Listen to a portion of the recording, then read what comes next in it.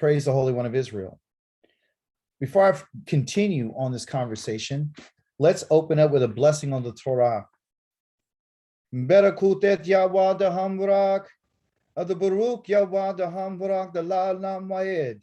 Baruch Atah Yahweh the Eloheinu Melech Haolam, Asher B'Kol B'Nu D'Mikol, Hamamayim the B'Natan Lanu the Torah To, Baruch Atah Yahweh the Notan the Torah, the Baruch Atah Yahweh Eloheinu Melech Haolam, Asher Natan Lanu the Torah to the Emet, the B'Kaye Alam, the Natah the Batokinu the Baruch Atah Yahweh the Notan the Torah. Blessed are you, Yahweh, the blessed one. Blessed are you, Yahweh, the blessed one for all eternity. Blessed are you, Yahweh, the King of the universe, who selected us from all the peoples and who gave us his Torah. Blessed are you, Yahweh, the giver of the Torah. Blessed are you, Yahweh, our Eloheinu, the King of the universe, who gave us the Torah of truth and implanted eternal life in us. Blessed are you, Yahweh, the giver of the Torah. Hallelujah, hallelujah. Praise be to the Holy One of Israel. Praise be to the Holy One of Israel, the Elohim of Abraham, the Elohim of Yitzchak, the Elohim of Yaakov. Hallelujah, hallelujah. Praise be to the Holy One of Israel.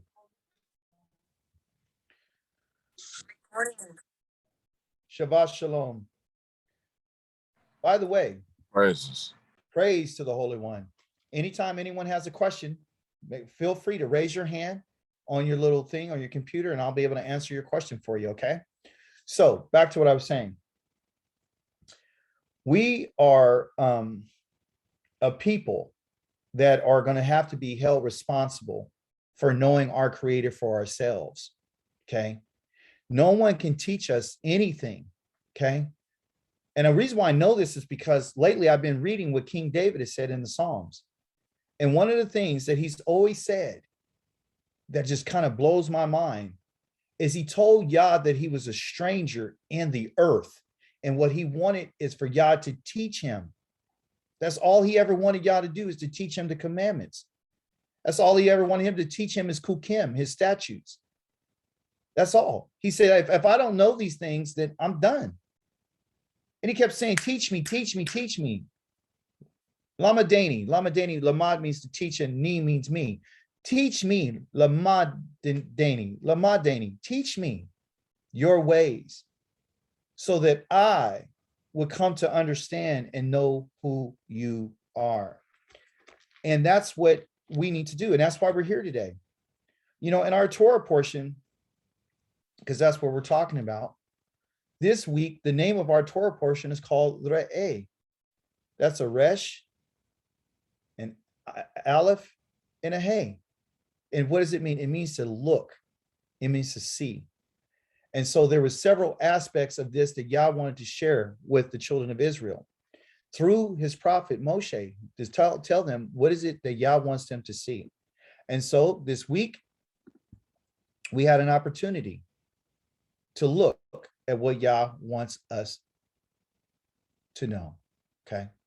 So let's look at it right quick. I'll begin in chapter number 11. We covered this earlier, but I just want to get some points on all these chapters. Chapter 11, the end of 11, all the way to chapter number 16. What I'm going to do is I'm going to hit every chapter, and I'm going to tell you a little bit about it. And I want you to ask questions, because asking questions is wisdom. It's called kokma. Kokma means the power. To the power of what? To ask questions. But listen what it says, okay? It says re'eh, right here. I'll highlight it right here. Re'eh. Re'eh. I want you to see something. That's what he's saying. And by the way, for the grammar, those of you know the Hebrew grammar, this is a verb. It's an action that he's asking us to do. And this INP right here means that it's an imperative. It is a command. It's not a suggestion. So when he's telling us this, he's saying, I need you to see something, okay? And what he's seeing that he wanted them to see is what he was going to set before their eyes, okay? And this is Moshe telling them TORAH, to the children of Israel, Anoki, no thane. I have said something, okay? I have given something in front of you. I want you to look at it. The lafanekim, okay? That which is before your faces, okay? Lifne right here means to be in front of your face, okay? I've set this before your faces. The kem here is plural. He says, Hayom, today. And what did he set before their face? He set before their face on that day, the baraka and the ukalala, okay? So the baraka is a blessing and the ukalala is a curse. That's what he wanted them to see, that he was setting before them today, a curse, a blessing and a curse. The blessing and the curse didn't happen just at Deuteronomy chapter number 28 or Deuteronomy chapter number 6 or Deuteronomy chapter number 27. It happened right here in Deuteronomy chapter number 11, okay? But listen to the blessing. This is the blessing. You get the eth, the blessing, okay? This word here, right here, eth, the aleph and the tav, you hear a lot about that. Again, it's a direct object marker. It's an arrow pointing you. So the blessing and the curse, and he's going to say, well, this is the blessing, okay? The baraka. So if anybody wants to know what a blessing is, he's about to tell you what the blessing is, okay? The blessing, which, okay, a share they have if here, but it's a if or a share or which he is what? He is sitting a blessing and a cursing before you to obey, okay? So you get a blessing if you obey. You get a, what they call a tishma'u, okay? And this word here is Shema. And Shema means listen, like Shema Israel, Yahweh Eloheinu, Yahweh is one. But not only does it mean listen, but it also means obey. Because it doesn't matter whatever you hear, it's what you obey that determines whether or not you've actually heard what someone said. When you hear something, the only way that you can prove that you heard it is by doing it, okay? And it's a command, okay? That's what he wants us to do. So the blessings are connected to the commandments. And I praise the Holy One of Israel. Okay. We need to praise him for this because he's about to explain this to us. Okay. We have a few hours to do it. And I'm going to show it to you today because I believe it's going to make a huge difference in your life. Okay. The blessings are connected to the commandments. Okay. That's what the blessing is connected to the commandments. And you have to know whose commandments they're connected to. They're connected to the commandments of Yahweh. They're his commandments. They're not the commandments of men. That's why he says you learn to fear me from the commandments of men. That's why you don't fear me because you listen to men. You don't listen to my voice. You listen to other people. So what I'm telling you guys is this, even though I'm your teacher, Yah says, if Dawid tells you something that I didn't say, you stop listening to him. I love Akika Best because Akika Best challenges me all the time. He's always saying, I don't see that there. Where's that at? I'm not mad at him for that. You know why? It's because Yah is sending him to test me, to find out whether or not I'm telling him what Yah says. And it keeps me sharp. You got to retool all the time. You got to make sure that whatever you say that comes out your mouth, and I'm talking not because you don't have to be a teacher to understand this. Yah says, don't add to nothing I said. Don't you subtract from nothing I said. Otherwise, the moment you do that, you're no longer obeying the commandments. In order to obey, you can't add or subtract. So sometimes, like, I hope Okika doesn't mind me sharing this, but he asked me, he says, where's the duck at? You said we can't eat a duck. Where's that? I don't see a duck. I don't see the duck in it. So what I had to show him was that the duck is in the family, he says, in any of its kind. So in different translations, they switch the words up so you don't know what they're talking about. So in one translation, our translation, they called it some other kind of bird, right? Then you go to another translation, they call it a swan, right? And then, and then some might call it a pelican, right? So they're using all these different words and they don't say a duck, but he says after its kind. So what you got to do is you got to dig to find out whether or not is it there. So what I showed him, I sent him something, and it was in, I think, Deuteronomy chapter 14, verse 17 or 18, that says that the swan in the King James Version, well, when you look at it, the duck comes from the swan family. So some things are not going to be verbatim, but you have to dig deeper and understand what he's talking about. Kind of like when he says, honor your father and your mother, and who determines what that is, right? Because it doesn't have any specifics in it, like, don't talk back, take out the trash, you know what I'm saying? So those kind of things. So you have to look at examine and say, well, what does he mean? Well, any of the words that the parent says, well, what the parents say have to be in alignment with the Yah says. You can't expect to get respect from anybody if you're not doing what the Yah says. You don't get to have it both ways, okay? So Yah is saying that the only way that you can have a blessing is if you keep and obey my commandments, the commandments of Yahweh, okay, your Eloheka. And by him saying is our Eloheka, he's telling you and I that we belong to him. The Kim right here is the plurality. We belong to him, okay? That's who. That's why he's your Eloheka. So we know that he's addressing the whole entire nation of people here. Plurality, he's telling the whole nation. So when we stay in context, we'll get a better understanding of why he's saying these things he's saying. But one of the biggest things that I wanted to let you know is just not the blessing and the curse, okay, that's being said here, but he's going to show you what's really going on, okay? So he says, which Anoki Asher Anoki de Mitzvah, right? Okay, Anoki Matzawa, excuse me, Matzawa. Matzawa means command, Ethkim, again, when you get in your Hebrew grammar, this is the aleph and the tav, which is a pointer, and the kim is you, plurality, okay? I'm pointing a command to you, okay, today. Everything, the whole entire book of Deuteronomy was written and expressed in one day. There's over 34 chapters, but this was the day before they were going to go over onto the Jordan. Okay, so he expressed everything that they're supposed to do on that day. That's why it didn't say on just some regular day, it's the Hayom. So the definite article right here is this hey right here. In Hebrew means the. So you get a Hebrew lesson right here. Don't worry about it. Don't try to figure it out. Just understand it. You're going to see this stuff all the time. And those who you know what the word hey means, or the letter hey means, good for you, right?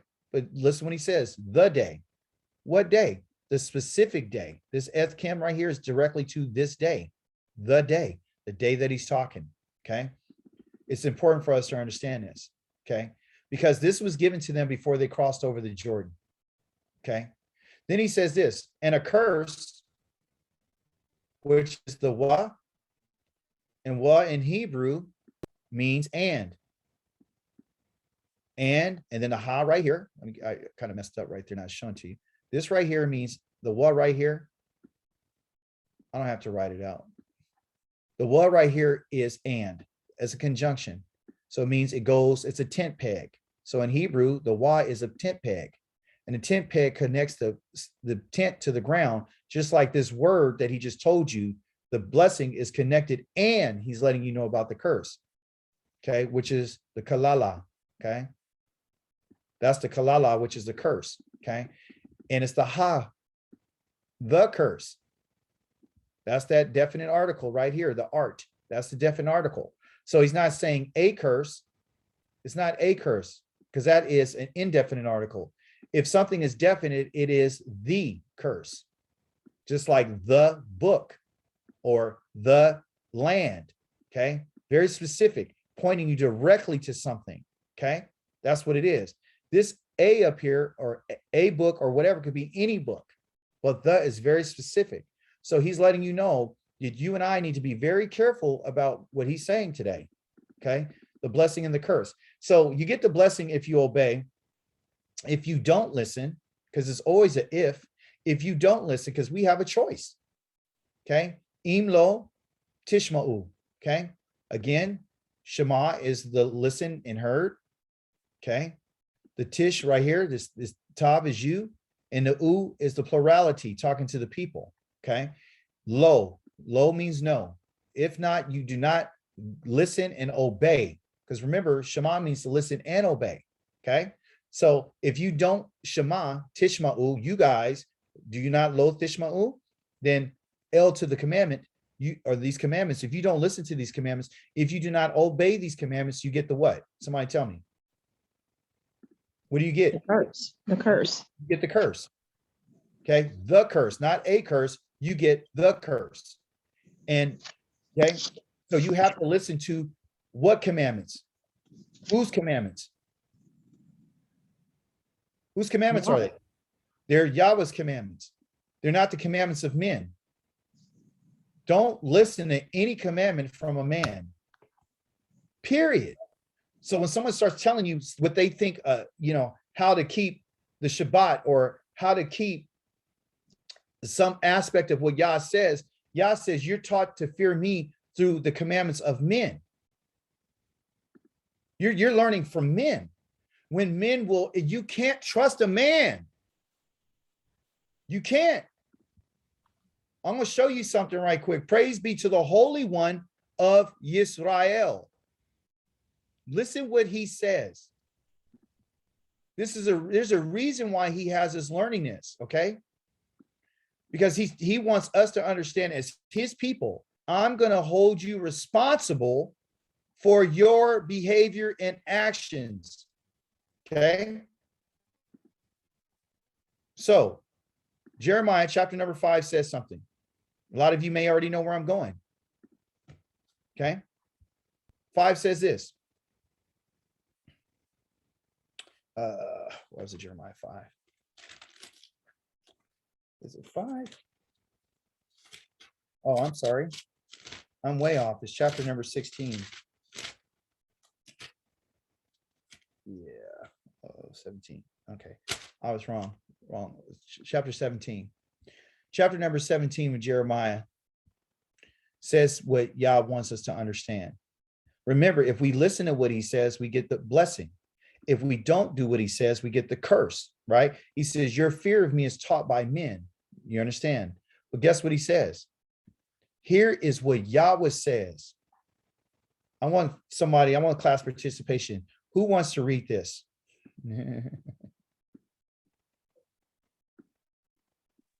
Somebody read verse number 5, please. I'll read it. Okay, read it.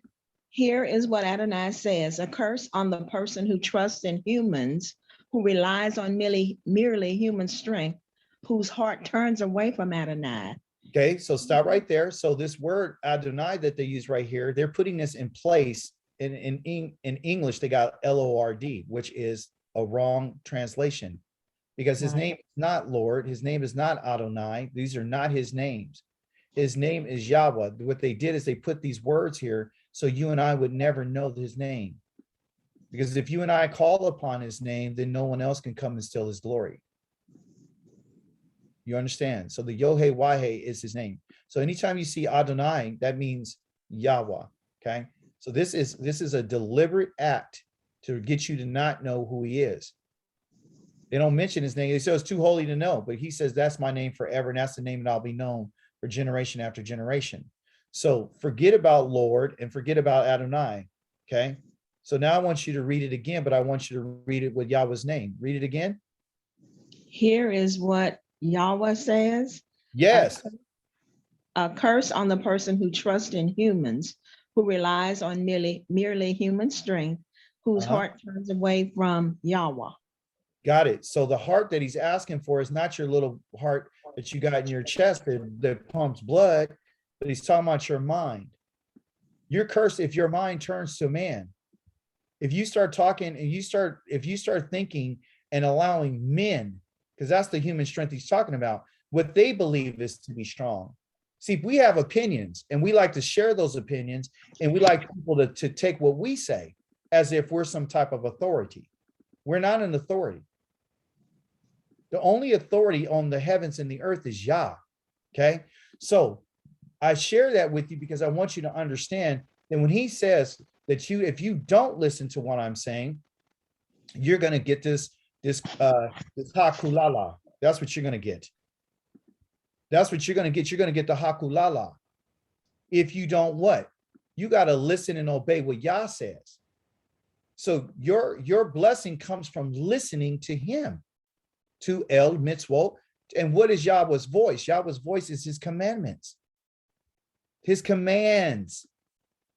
Those, they got commandments. These are commands from his voice. He's telling us to do this. El means a direct object marker to point to something. Again, it's like a staff.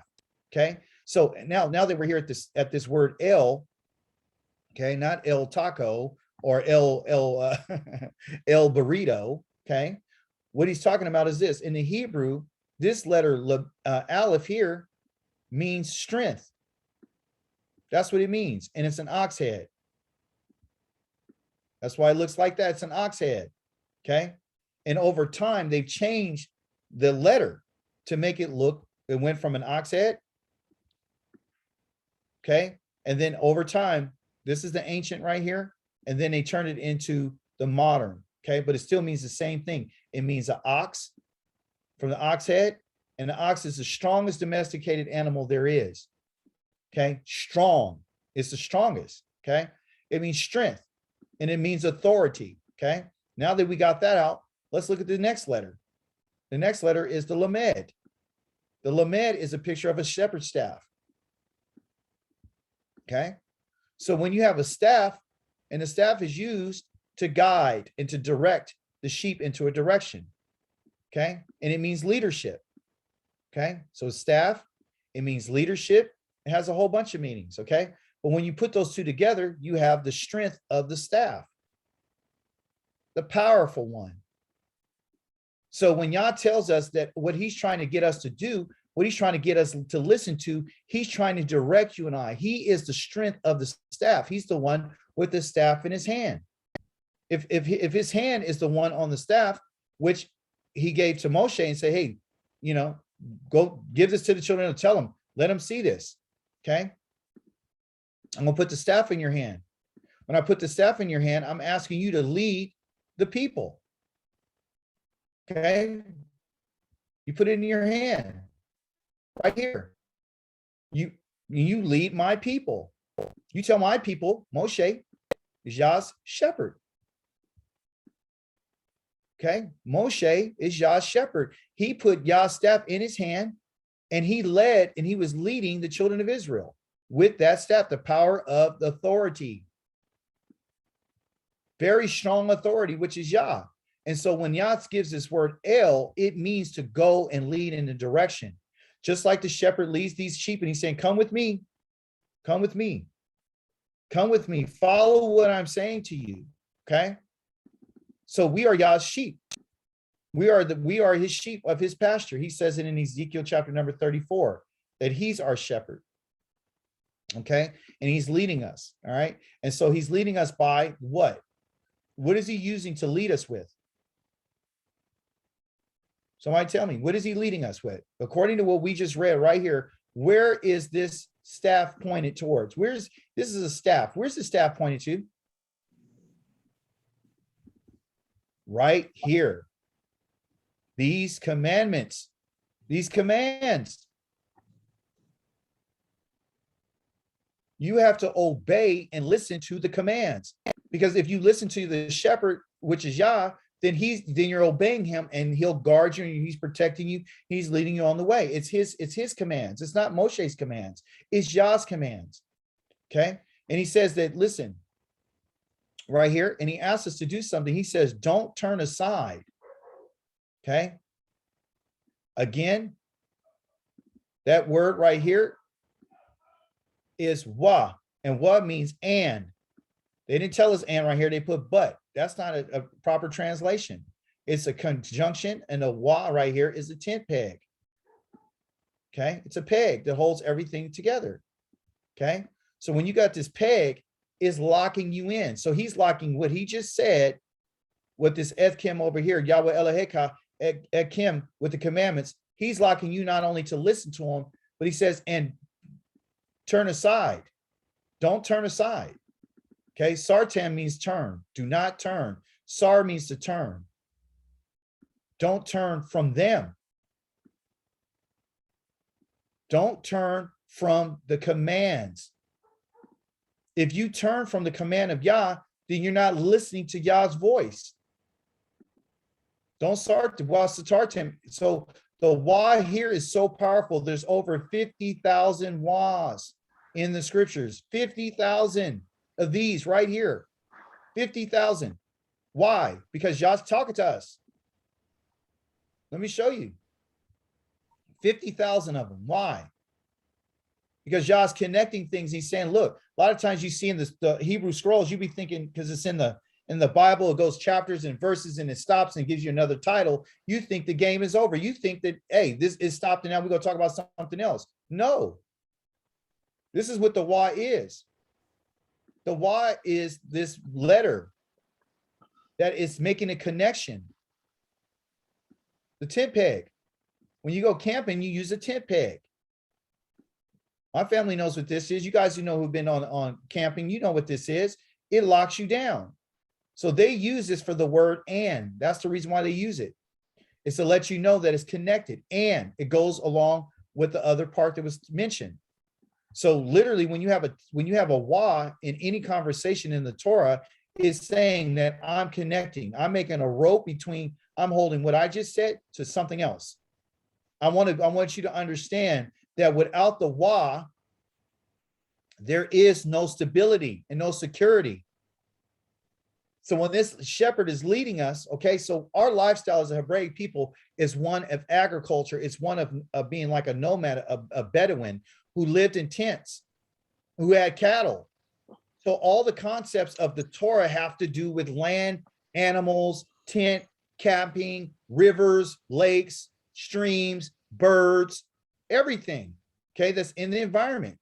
That's why every aspect of the Hebrew language has to do with all of our five senses. It has to do with your eyes. It has to do with your ears. It has to do with your mouth. It has to do with your nose. It has to do with your taste. It has to do with your touch, all of it.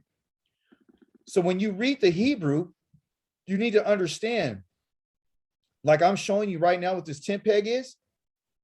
Don't forget it's connecting something.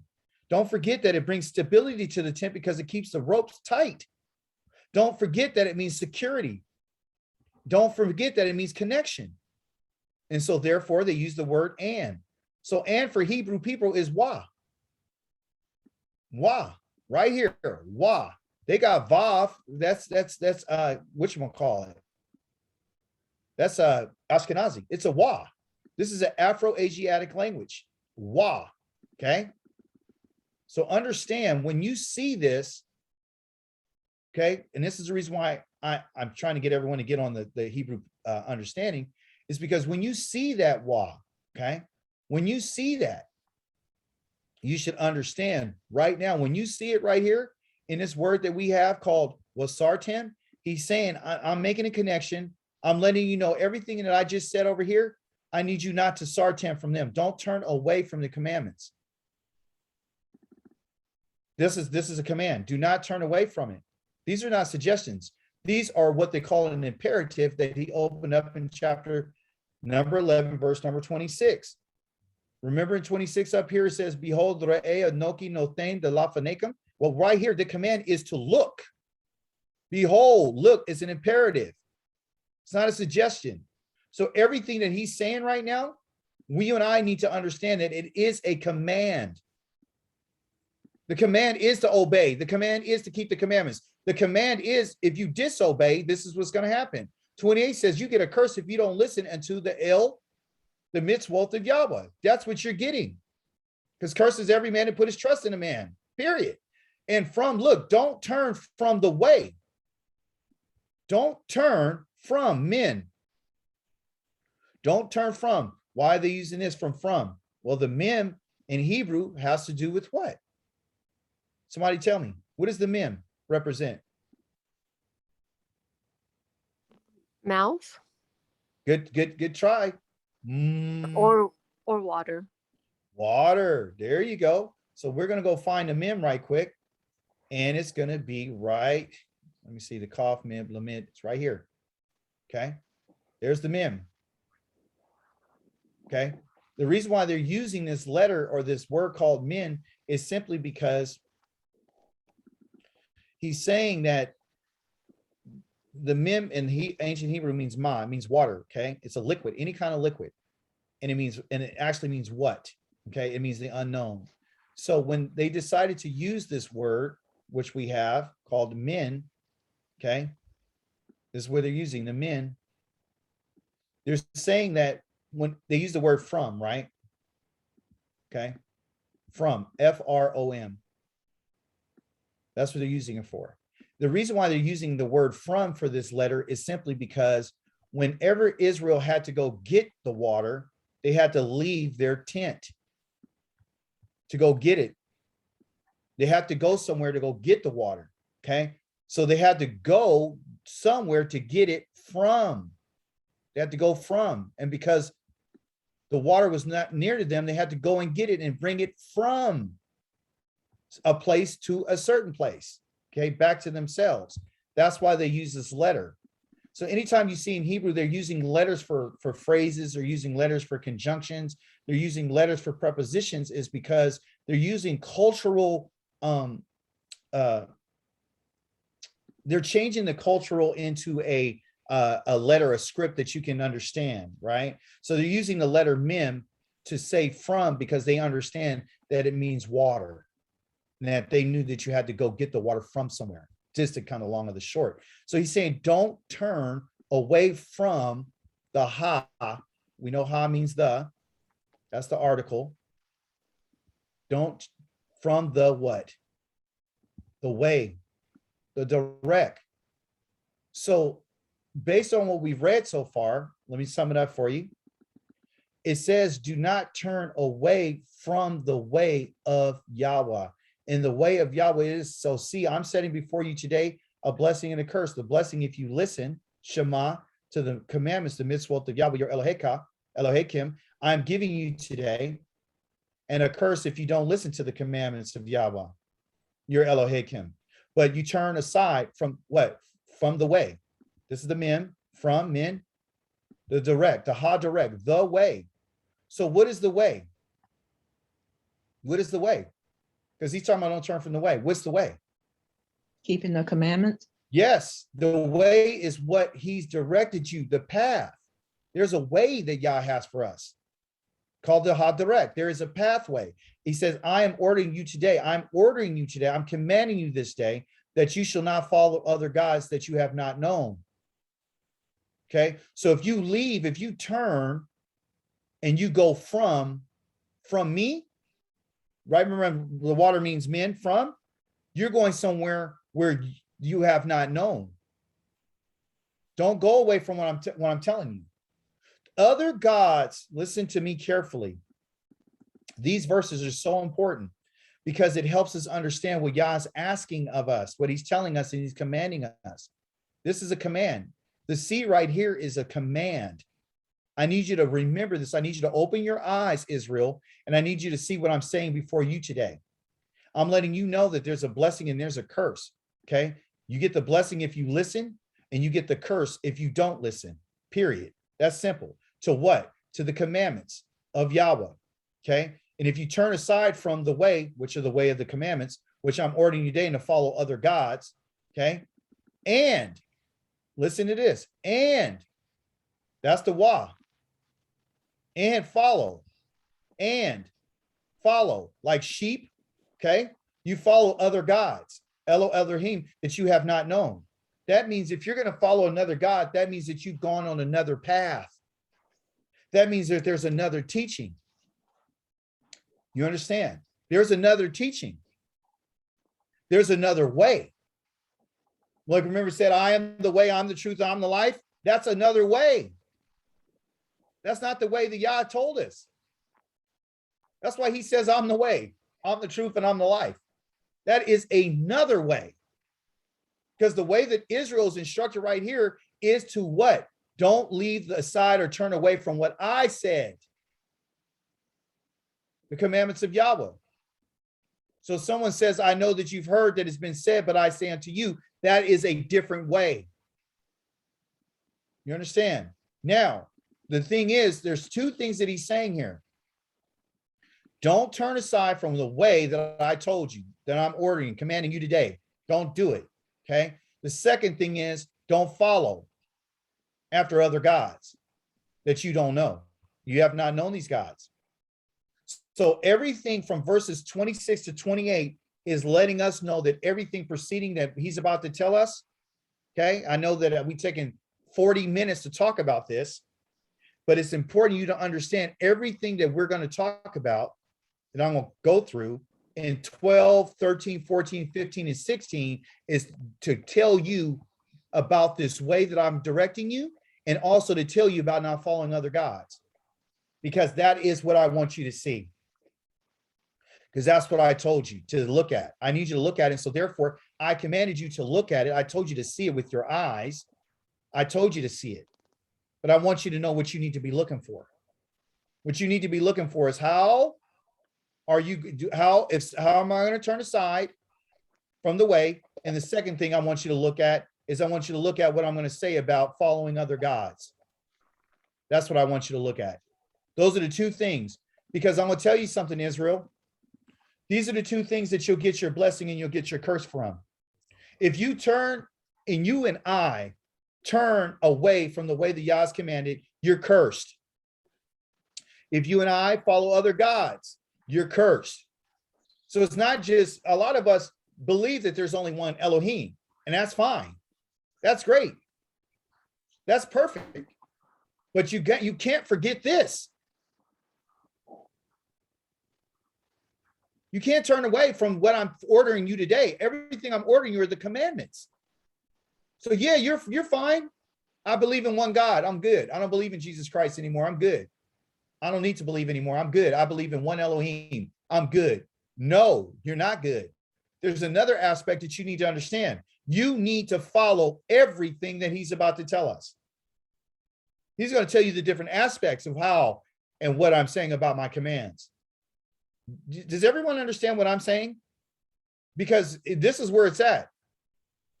Okay, so a lot of us are holding on. Oh, I just believe in one God. I let go of the Christ character, and then you're good, and you're stable with that. So you don't have anything else you want to talk about. Nothing else. You're good. You keep the Shabbat. That's good. I'm good. I don't eat pork. I'm good. Well, let's hear about what he said, because he told you everything that he says. You can't pick and choose. This is not a smorgasbord. You don't get to pick and choose what commandments you want to listen to. You don't get to do that. Okay. So let's skim through this and let's look at it. During the week, you should have read your Torah portion. If not, that's okay. We're going to highlight some different areas. So I'm going to kind of go through it a little bit quickly because we only have a certain amount of time. Okay.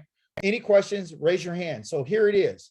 He begins to tell them that they're going through the Jordan, and he tells them, listen, when you cross this Jordan, all right, the Jordan, when you cross this river today, I need you to understand, okay, that you're going to go live there and you're going to own everything in it, because that's what Yah's going to give you. But when you get there, you got to take care of, and you got to follow, again, all the laws, not some of them, all.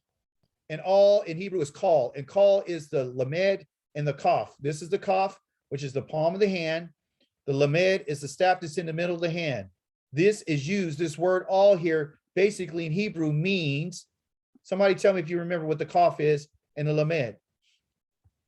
What does it mean? What is Yah telling you when he says all? You remember? Let me tell you. The kaf, praise be to the Holy One of Israel.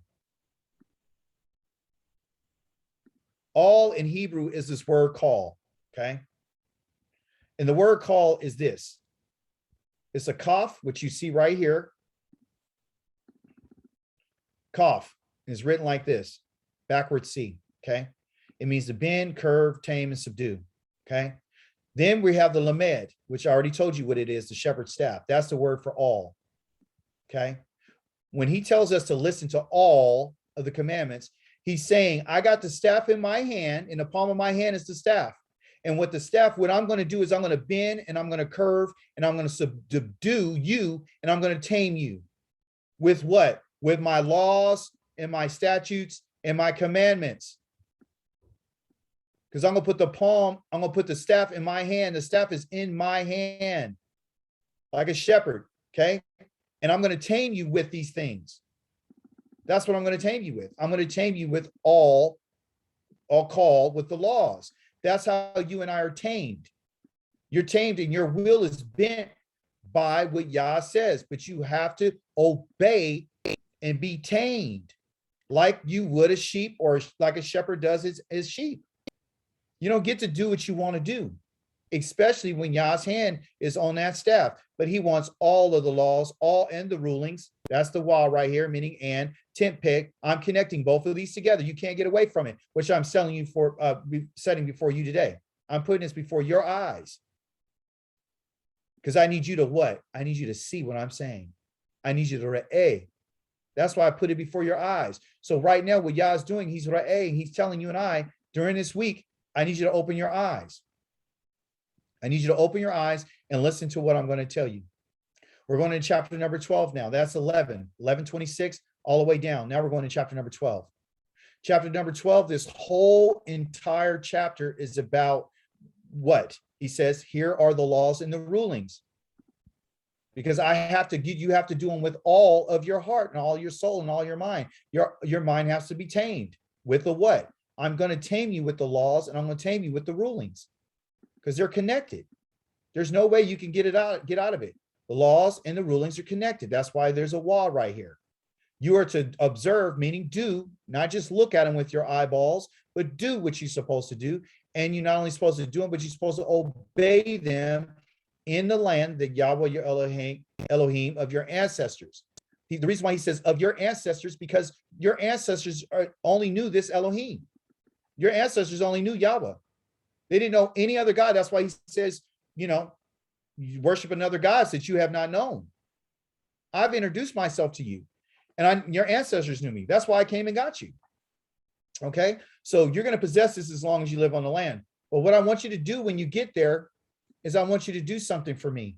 I want you to destroy. That's what I want you to do.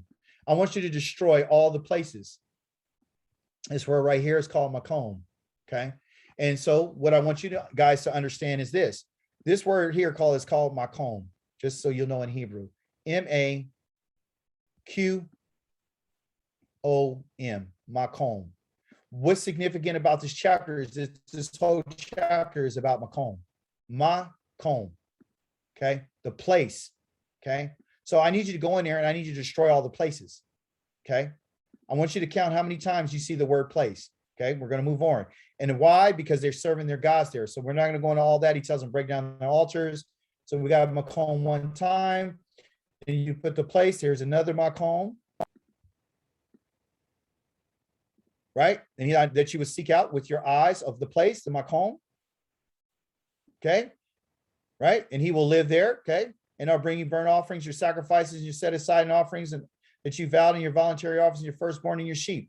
These are the places I want you to bring when you destroy their places. Okay, so we got makom 3 times so far.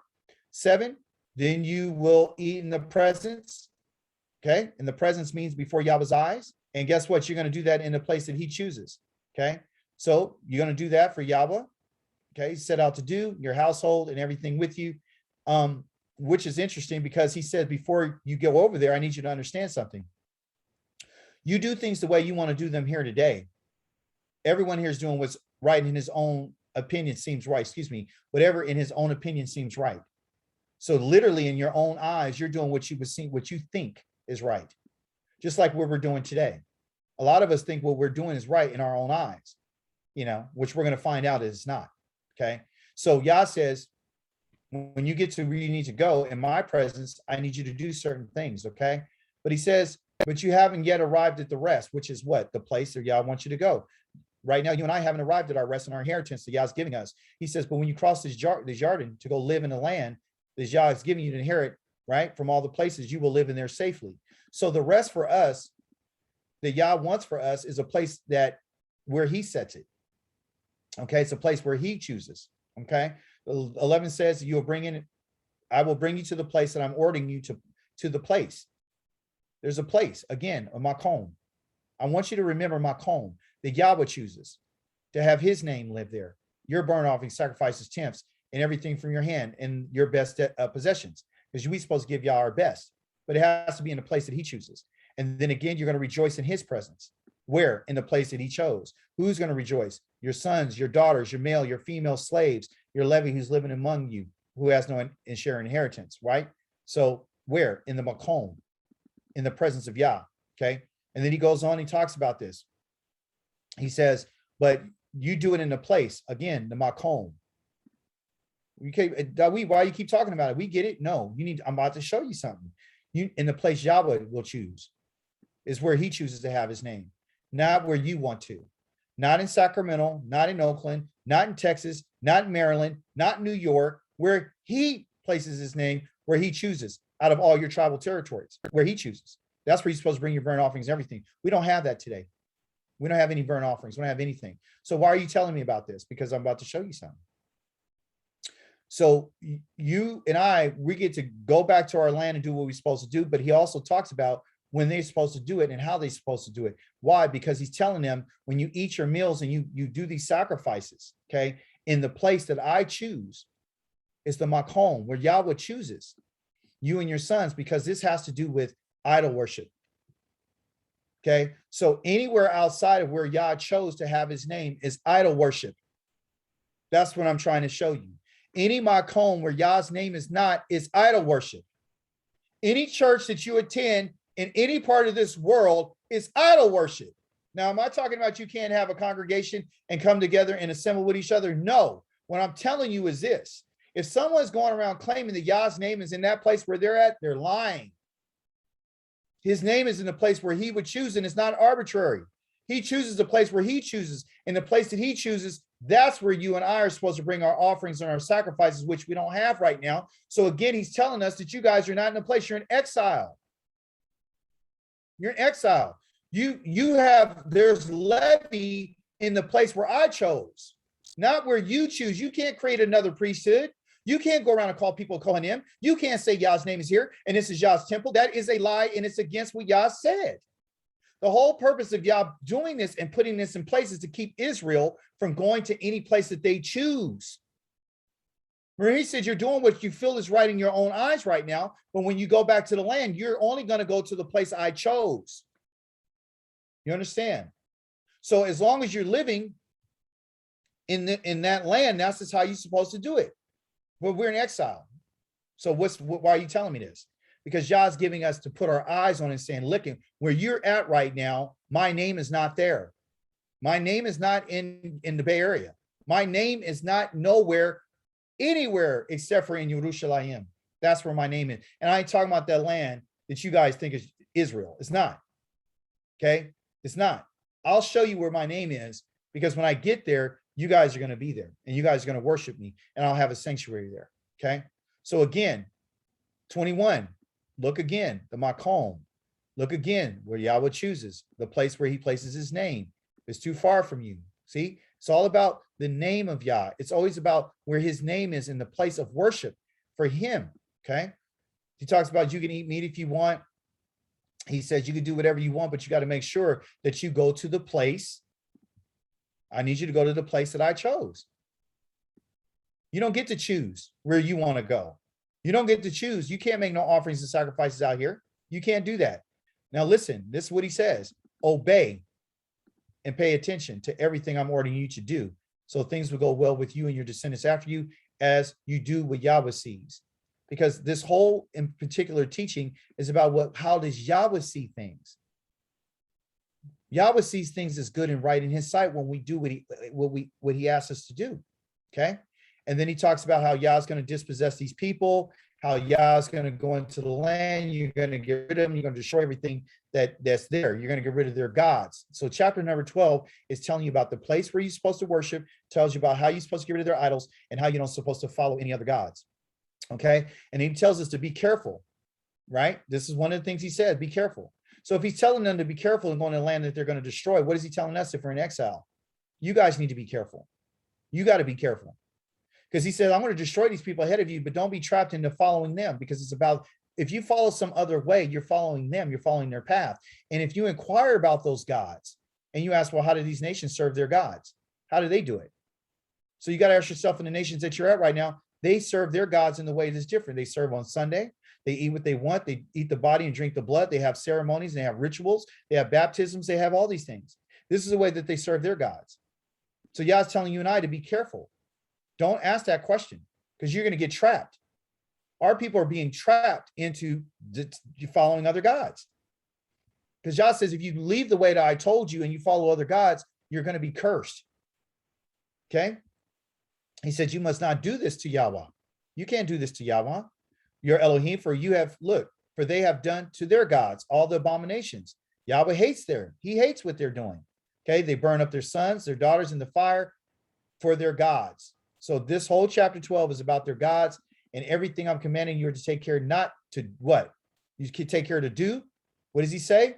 Do not add to what I said, do not subtract. That's how you take care of Yah's ways. Don't add to what he said and don't subtract from it. Don't try to make up a new religion and don't try to find a new way to do things that Yah didn't say to do, period. 13, moving quickly. 13 tells us this. I'm going to hit one point in 13. Yah talks about a prophet, and he talks about dreamers. And he says, if you guys come across somebody who does something and say they're a prophet and dream and the thing comes true, as the prophet said that it would come true, I just want to let you know something, verse number 3. You are not to listen to that prophet. You can't listen to what they say because what? Yahweh, your Elohim, is testing you.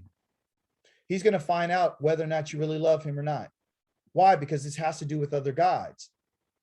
That's what this has to do. He's trying to get you to move away from what Yah says.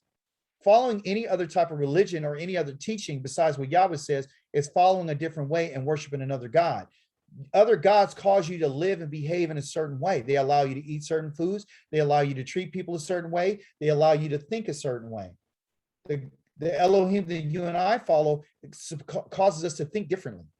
But what does he say? He says, you're to love Yahweh with all your heart and your being, because that's why Yah's testing you. Yah's testing you, and he's testing me. That's why he sent us to where he sent us, to find out whether or not we really love him. So if you listen to another person, or you listen to a prophet, or you listen to any other teaching, and they talk about all these miracles, and they talk about the feeding of the 5,000, they talk about being raised from the dead and all these things. He said, yeah, that could have came true. Somebody could raise from the dead, but he says, I'm testing you. You are to what? This is what we're commanded to do. You are to follow. Again, you keep seeing the same word. Follow what? Yahweh, your Elohim, and what? Fear him and obey his commandments. Because fearing Yah is obeying his commandments. And that's how you learn how to fear Yah, by doing what he says. Listen to what he says. That's following Yah. Listening, sheep, obeying him, and serve him, and do and cling to him. Cling to him. That's what he's asking us to do. He says, cling to me, follow me, do what I'm asking you to do. Do it. I'm asking for it. That's what I'm asking. I'll show you again. Let me show you the picture. So when you understand what Yah is doing with us, this is Yah sending someone to do this for us. Moshe is just a picture of the commandments. That's all he is. He's a picture of what Yah told him to say. He didn't speak his own words. He spoke what Yahweh told him. Moshe is the servant of Yahweh, and he told him, tell my people what I want from them so they can cling to me. And they cling to me through this, the authority about what I said. They're following him. That's who we follow. You understand? Because he's the leader, he's authority, and it's the weapon that was used to destroy our enemies, and it's the yoke that's placed on your neck and binds you to Yah, and is used as a sign. Because that's all the things that he used is through the words of Moshe to perform the signs through this in particular staff. That's how important it is. Yah's asking us to follow the words that Yah spoke through his servant. He says he's my most faithful servant in all my house. He's the most humble man I've ever had. He's in everything. So don't get rid of Moshe. You get rid of Moshe and you forget the Torah of Moshe, you're doomed. Because Moshe told us if you don't do what Yah says, you're destroyed. You're cursed. Okay? So you got to cling to him like a sheep does to a shepherd. You got to fear him by obeying what he says. And you got to listen. Listen, follow, and obey. And fear. Okay? And serve. And cling to him. Right? This prophet got to be put to death. Period. Gone. Don't worry about him. Why? Why is Yah telling us this? He says, because remember, the right A is to what? The right A is to see. I need you to open your eyes and you need to understand that I'm trying to tell you that if you see somebody that does these things, they're to be put to death because they're trying to get you to do something. They're urging you to rebel against me. I'm the one who brought you out of the land of Mitzrayim. I'm the one who redeemed you from a life of slavery. So if this person and this prophet comes and tries to urge you to rebel against Yah, they're trying to seduce you away from what? Here it is. What are they trying to seduce you away from?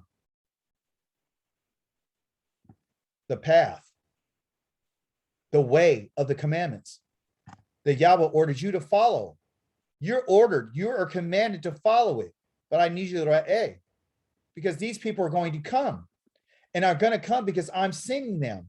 I'm the one who sent this person to you.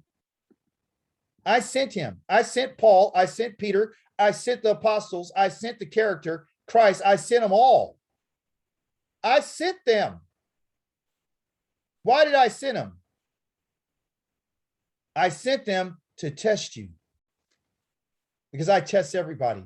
I want to make sure that you understand. I want to see if you're going to be loyal to me. That's why I sent them. You understand? I want you to know that I sent them. Who else did I send? Who else do I test? Genesis chapter number 22. What does it say? Genesis chapter 22 says this: after these things, right? After the birth of Yitzchak and the promise being fulfilled, Yahweh tested somebody. He tested him, tested Abraham. He said to him, Abraham, and he answered, here I am, Anoki, right? Take your son, your only son whom I love, whom you love, Yitzchak, and go to the land of Moriah, right?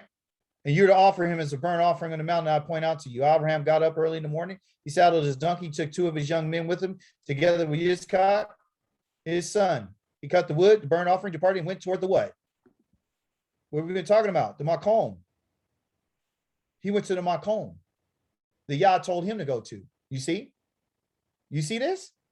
And Moriah, guess what he said? It was the 3rd day, and Abraham raised his eyes, and he saw the what? Saw the Makom.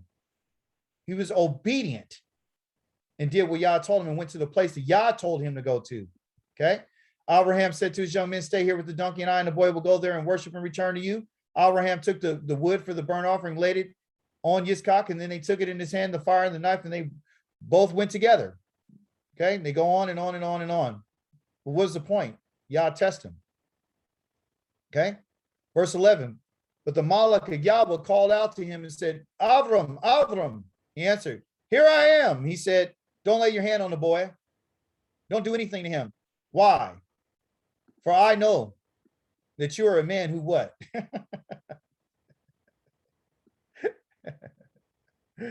Woo! He fears Elohim. Why? Because you have not withheld your son, your only son, from me. Now, a lot of people say, oh, that's a picture of Christ. No, it's not. No, it's not. The picture is Abraham went to the place that Yah told him.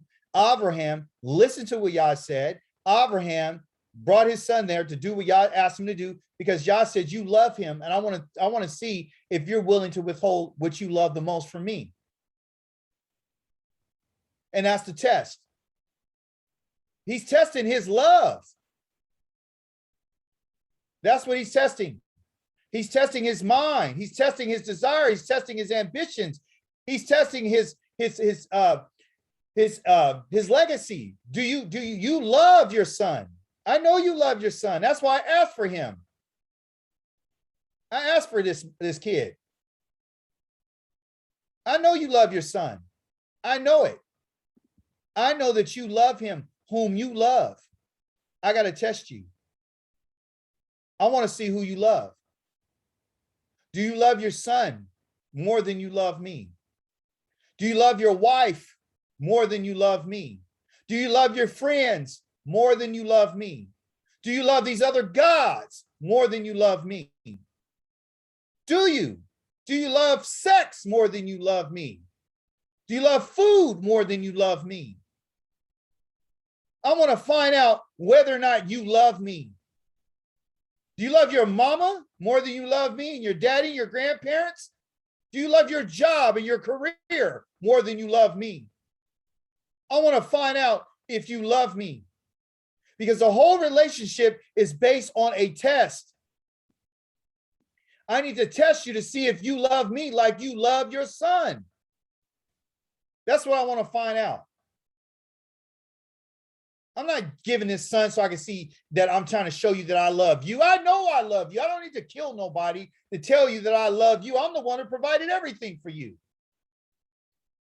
It's not about whether what I want you to think. I wanted you to know whether or not you love me. I want to see if you love me. I know I love you. I don't have nothing to prove to you. You're the one who has to be tested, not me. You don't test me. I'm the one who tests you. And the Malach of Yahweh called out to him and said, Avram, Avram. He answered, here I am. He said, don't lay your hand on the boy. Don't do anything to him. For now I know that you are a man who fears Yah, because he did what he asked him to do. Because you have not withheld your son from me, your only son. You haven't withheld him from me.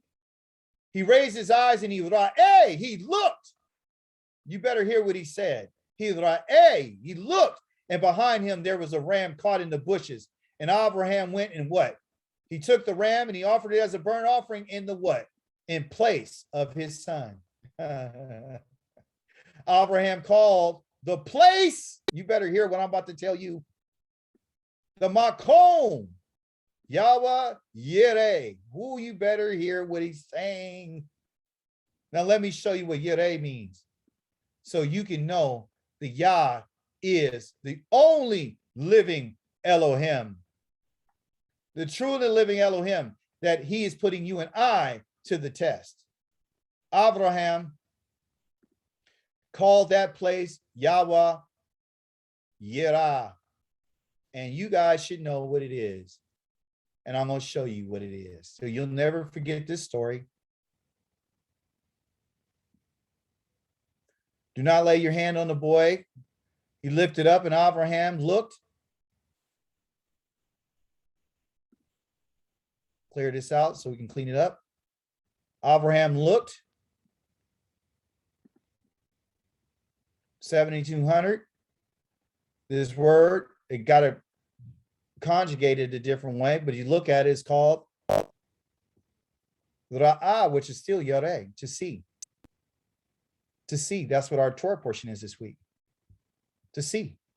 He looked up. He used his eyes. And what did he say? Behold, Hine. He saw a ram and caught by his horns. And let's talk about what he called the place, because that's where I want to get to for the sake of time. He said, he called Abraham the name of that place, the Hamakom. See? Hamakom. The place, Hamakom. We were talking in chapter number 12 of Deuteronomy. Hahu Yahweh Yireh. There is our word, Ra'eh. The yod in the front means he. He will. The he here is Yahweh. The Ra'eh is sees. Yahweh sees. So guess what? Our Father named this place Yahweh Ra'eh. Okay? Yahweh Yireh, meaning Yah sees. And what does Yah see? Yah sees that who is going to love him. Yah sees. That's what we have right here in our chapter of 13. Yah is trying to see if you and I really truly love him. So even though Abraham's test is different, it's still the same for us, because if you notice right here, it says back in Deuteronomy chapter number 13 that Yah is trying to see if you love him. That's what this is about. Yah is trying to find out if you really do love him. The relationship with Yah is based on love. That's what this is about. He wants to know if you love him with all your heart, a heart that's been tamed, and all your soul that's been tamed. Yah knows that if you love him, if you're willing to follow him. Yah knows that you love him if you're willing to obey his commandments. Yah knows that you love him if you do the diet that he asked you to do. Yah knows if you love him, if you're willing to turn your eyes from things that you shouldn't be looking at. Yah knows if you love him, if you're willing to walk away from holidays. He knows it, and he's testing us to find out if you and I love him. And not only is he trying to find out if whether or not he loves us by sending these people, he won't only send a prophet and a dreamer. He won't only send them. He says you are to follow Yahweh, because it's always about following him, and it's always about listening to what he says. And it's always about obeying him, and it's always about clinging to him. And he says, I need to put these people to death, okay? Because they urge rebellion against me, but those are not the only people I'm going to send. I'm going to send somebody else because I got to test you again. What else I'm going to test you? I'm going to use, if your brother, the son of your mother, I'm going to use your family members. If your son and your daughter, your wife, whom you what? All the people that he just mentioned, you love. I'm going to use the people in your life to find out if you love me, if you love your friend more than me, if you love your mother more than me, if you love your brother more than me, if you love your daughter more than me, if you learn to love your wife more than me. I'm going to send them too. I'm going to send them to you so they can secretly, in a secret, again, try to entice you so you could go after. Entice means to deceive you and to get you to, to kind of push you along the way, to go, to walk and serve other gods. Because that's what your problem is. Your problem is that you're easily influenced. Your problem is that you listen to the commandments of men. Your problem is that you listen to your mama. The problem is that you listen to people who don't have your best interest at heart. But Yah's telling you that you and I as individuals have to know this for ourselves. That's how I began this teaching today. I'll use whoever I need to find out. I'll use your boss. I'll use whoever. I'll put somebody, the most beautiful person in front of your eyes to find out if you love me. I'm testing you to find out if you're going to serve other gods that you haven't known. That's what I'm going to do. Neither you nor your ancestors don't even know these gods. The gods of the people surrounding you. Everybody else believe in the God that's supposedly supposed to save the world. But right now, the God that's supposed to save them is the God that the Germans and the Indians and the Russians and the Turkish and everybody's calling on right now has not heard them. They said, where is God? They just said it last week. Flash floods, destroying everything they have. All they got is the clothes on their back and a few dollars in their pocket, and that's it. Everything they worked for and had in their life for hundreds of years is gone. Where is God? Where's God? Where is he?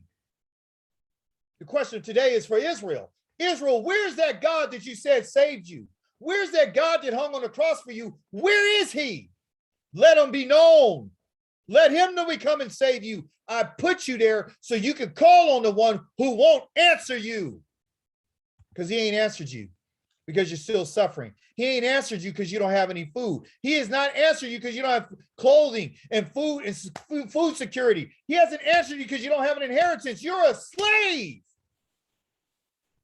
In the land of your enemies, you are a slave. You're a slave when you got to go to a job and they tell you what time to go there. You're a slave when you're depending on whether or not they send your check. You're a slave.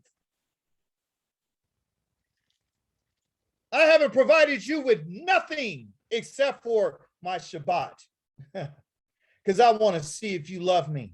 I haven't given you no food. I haven't given you the land and the grapes and the vineyards and the pomegranates and the trees. You don't have an inheritance right now. But I did give you my word to teach you, to let you know that man should not live by bread alone, but every word that comes out of my mouth. You're not to consent to this person. You're not to listen to him. You must not pity him or spare him, and you may not conceal him. Rather, you must kill him or her. Your own hand has to be the first. Why? Because I'm sending them to test you. What else am I going to do? I'm going to find out that there's other people that don't live in another city that's going to try to get other people to serve gods that you have not known. Because it's about these gods. They haven't known them. Let's go serve other gods. A group of people that come along and say, hey, let's do this. Guess what you need to do to them? Find out who they are and destroy their cities and burn everything down, and every animal and every person and everything in it and every gold and silver and whatever it is, and you put it all in one open space and you burn the city up for Yahweh. Because I'm testing you to find out if you really love me. Because if you did burn it to the ground, you burned it for me, because that's how I'm going to do it. I'm telling you how I'm going to do it. I'm telling you how I'm going to deal with people that worship other gods. I'm going to destroy them. I'm going to destroy the city, and it shall be a tale forever, meaning a desolation, and never be rebuilt again, ever. Don't even put nothing that's for destruction in your hands, because I'll destroy you too. Get rid of your gods, Israel. Get rid of your gods. Now, provided you listen to what Yahweh says and obey all his commands I'm giving you today, thus doing what Yahweh sees, because it's about the What is Yahweh sees is right. Yahweh sees destroying a whole city and their animals and bringing everything and all the spoils into the city and burning, set it on fire. And he says that's the right thing to do. Yahweh sees if your sister, your brother, your child, your mother, anybody tries, your best friend tries to turn you away from me, you need to kill them. Yah sees that as being right. Put them to death. Put that false prophet to death. Put anybody that tries to urge you to rebel against me, you put them to death because they're trying to get you to turn away from me. So how jealous is he? He's very jealous. Yahweh sees that as right. So everything that we just read in chapter number 12 is right in Yah's eyes. Oh, that's evil. That's terrible. Why would you do that? Why? Because they're urging rebellion against Yahweh. That's why. But you know what? When we see this, we don't like to see this. We don't want to hear this. None of us really want to know this. Well, you're telling me I should kill people? No, not right now. If you're in the land and someone tries to get you to do that, you do that. They're still going to happen. By the way, that's still going to happen in the land. I hope you know in the days to come, the Yah says, if anybody mentions the name of any other God, I'm killing them. I'm going to have their mother and father stab them to death. Okay? And you say, well, where's that at? I need to show it to you. And the reason why I need to show it to you is because I don't want you to think that I've lost my mind. I want you to really look at it and say, well, guess what? That's what Yah says. So I guess what Dawid is saying is, is what Yah says.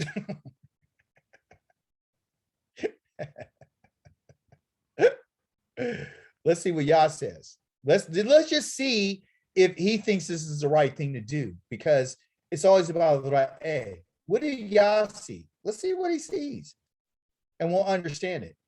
So we can stop playing games and understand who we're dealing with. Because Zechariah means Yah remembers. That's what that name means. Yah remembers. So let's see what he remembers in chapter number 13. Okay. Chapter 13 begins by saying this: when that day comes, okay, what day? He's going to tell us.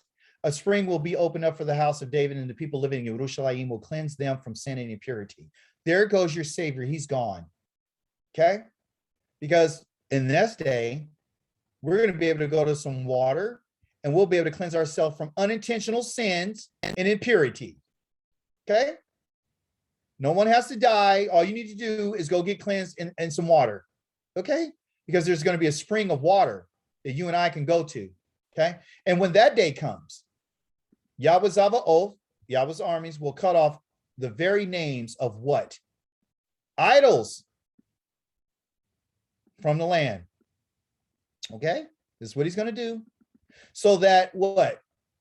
Not even one remembers them anymore. Remember, the name of Zechariah means Yah remembers. So Yah's getting rid of these people. Okay, he's getting rid of the name of the idols. That's why this is how serious it is for idols. He's like, I'm telling you, I don't like them. Okay, and he says he's going to get rid of them, just like he told Israel. You go in there, you destroy everybody, you destroy their places, you destroy their altars, you destroy them, because I don't want their names to be remembered anymore. Okay, I will expel those false prophets and the spirit of uncleanness from the land. Okay, so he's getting rid of them. So if anyone continues, here it is, if anyone continues to prophesy, his own father and mother who brought him into the world will tell him, you cannot continue to live.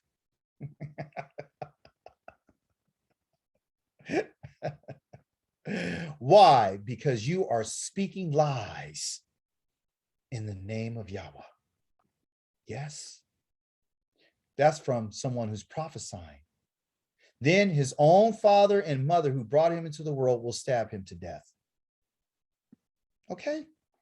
So in that day, okay, so people are still going to be killed. Okay, because somebody's going to make the mistake and mention another God, and they're going to mention the name and prophesy in someone else's name. You understand? So Yah is letting us know, I'm not playing with you guys. And when you're that committed, Yah says that you have to put these people to death. because that's what he sees as being right from his perspective. You and I might not see it as being right. You're just saying he just said something. So are you seeing right now that you could be killed for what you say? So how important is your speech, and how important is what you say? How important is what you comes out your mouth when you're talking about Yahweh? You better be careful, okay? Because he's not playing. He's not playing with us. My wife and I were talking this morning. She's like, you know what? I think we better start praying and asking God to be merciful because of all the devastation that's happening around the world right now, globally. We have to take a different approach. We really do, okay? We really do. Now, chapter 14 goes over the diet, talks about what we can and cannot eat. One of the things I did want to bring out in this, as we talked about how the animal that chews the cud is the one who ruminates, which is the one that has this personality to think about things and contemplate and then kind of gnaw on things. They just go over and over and over and again. It's like examination. So contemplation and examination and ruminating all share the same common thought process, which is to regard things and to examine and to observe, okay, to really think about things. And one of the things that is important is for us to understand is that the only way you could do that is through study. You have to examine things. You have to inspect things. You have to examine your food. You have to inspect your food. You have to observe your food. You have to look at the wine that you drink. You have to look at how is it processed. You have to look at the ingredients on everything. You have to look at it. You got to ponder it. You got to think about it. Yah's people are not people who are supposed to just accept what people put in front of us. You have to really contemplate things. You have to be very thoughtful, and to look thoughtfully at something at a long time at it, just like rumination. To ruminate is to just go eat it over and over and over again. The Torah is meant for us to go over it over and over and over again. That's what rumination is. That's why he chose those animals, because he's letting us know, look, I need you guys to think deeply about something. I need you to consider what I'm saying to you. So when he says for us to chew the cud, he's talking about that's the kind of people that you need to be, because you're like sheep, because you are my people, you're sheep. So I don't want you to be the kind of sheep that's just eating, or goats. I don't want you just, I mean, by goats meaning like just eat anything, but I need you to ruminate. I need you to be considerate. I need you to contemplate things. And so that's what's important. That's why he chose the animals that he chose. He didn't choose the birds for us to eat, because those birds have a personality of being a predator. And Yah hates predators, and he hates oppression. He hates those things. What Yah likes is for us to be in an environment for rest, and he likes peace, like a shepherd that leads his sheep into a pasture. Yah is my shepherd, Yahweh Roeh, the Lo Exarta Benoth Deshe. You lead me through the path of righteousness for your name's sake, right? And you lead me along the waters, the still waters. You restore my soul. You turn my soul back. My soul is turned back to you when I'm refreshed. So when we're talking about serving Yah, Yah said, I need to bring you to a place of rest. That's what he was telling Israel when he says, when you get to the land of Yarden, where you come to rest. Right now, you guys are not at rest, because you got to go fight. You got to fight these people. You got to destroy the idol worshipers. This is what they were afraid to do. Remember, they became cowards when he told them to go in and destroy the people. Oh, they're too big for us. The giants are too big. The people are too big. The walls are too high. They made all kinds of excuses, not realizing that it was Yah that was giving them the strength to do this. Yah has literally called Israel to be an army for him. And you and I need to take that attitude on. And we're not just his children. We are an army for Yah. We are his people. Okay. When it talks about here, you are the people of Yahweh. First part of this chapter. I need you to write this. I need you to think about this for a second. They say people, but in Hebrew it says sons and daughters. You are my children. You are the children of the living Elohim. That's what you are. You're his children. And because you're his children, there's certain things that he says you can and cannot do. And as a child, you have to, in a son or a daughter, you have to understand that. There's things that Yah says you can't eat. There's things that you can't do. There's people you can't marry.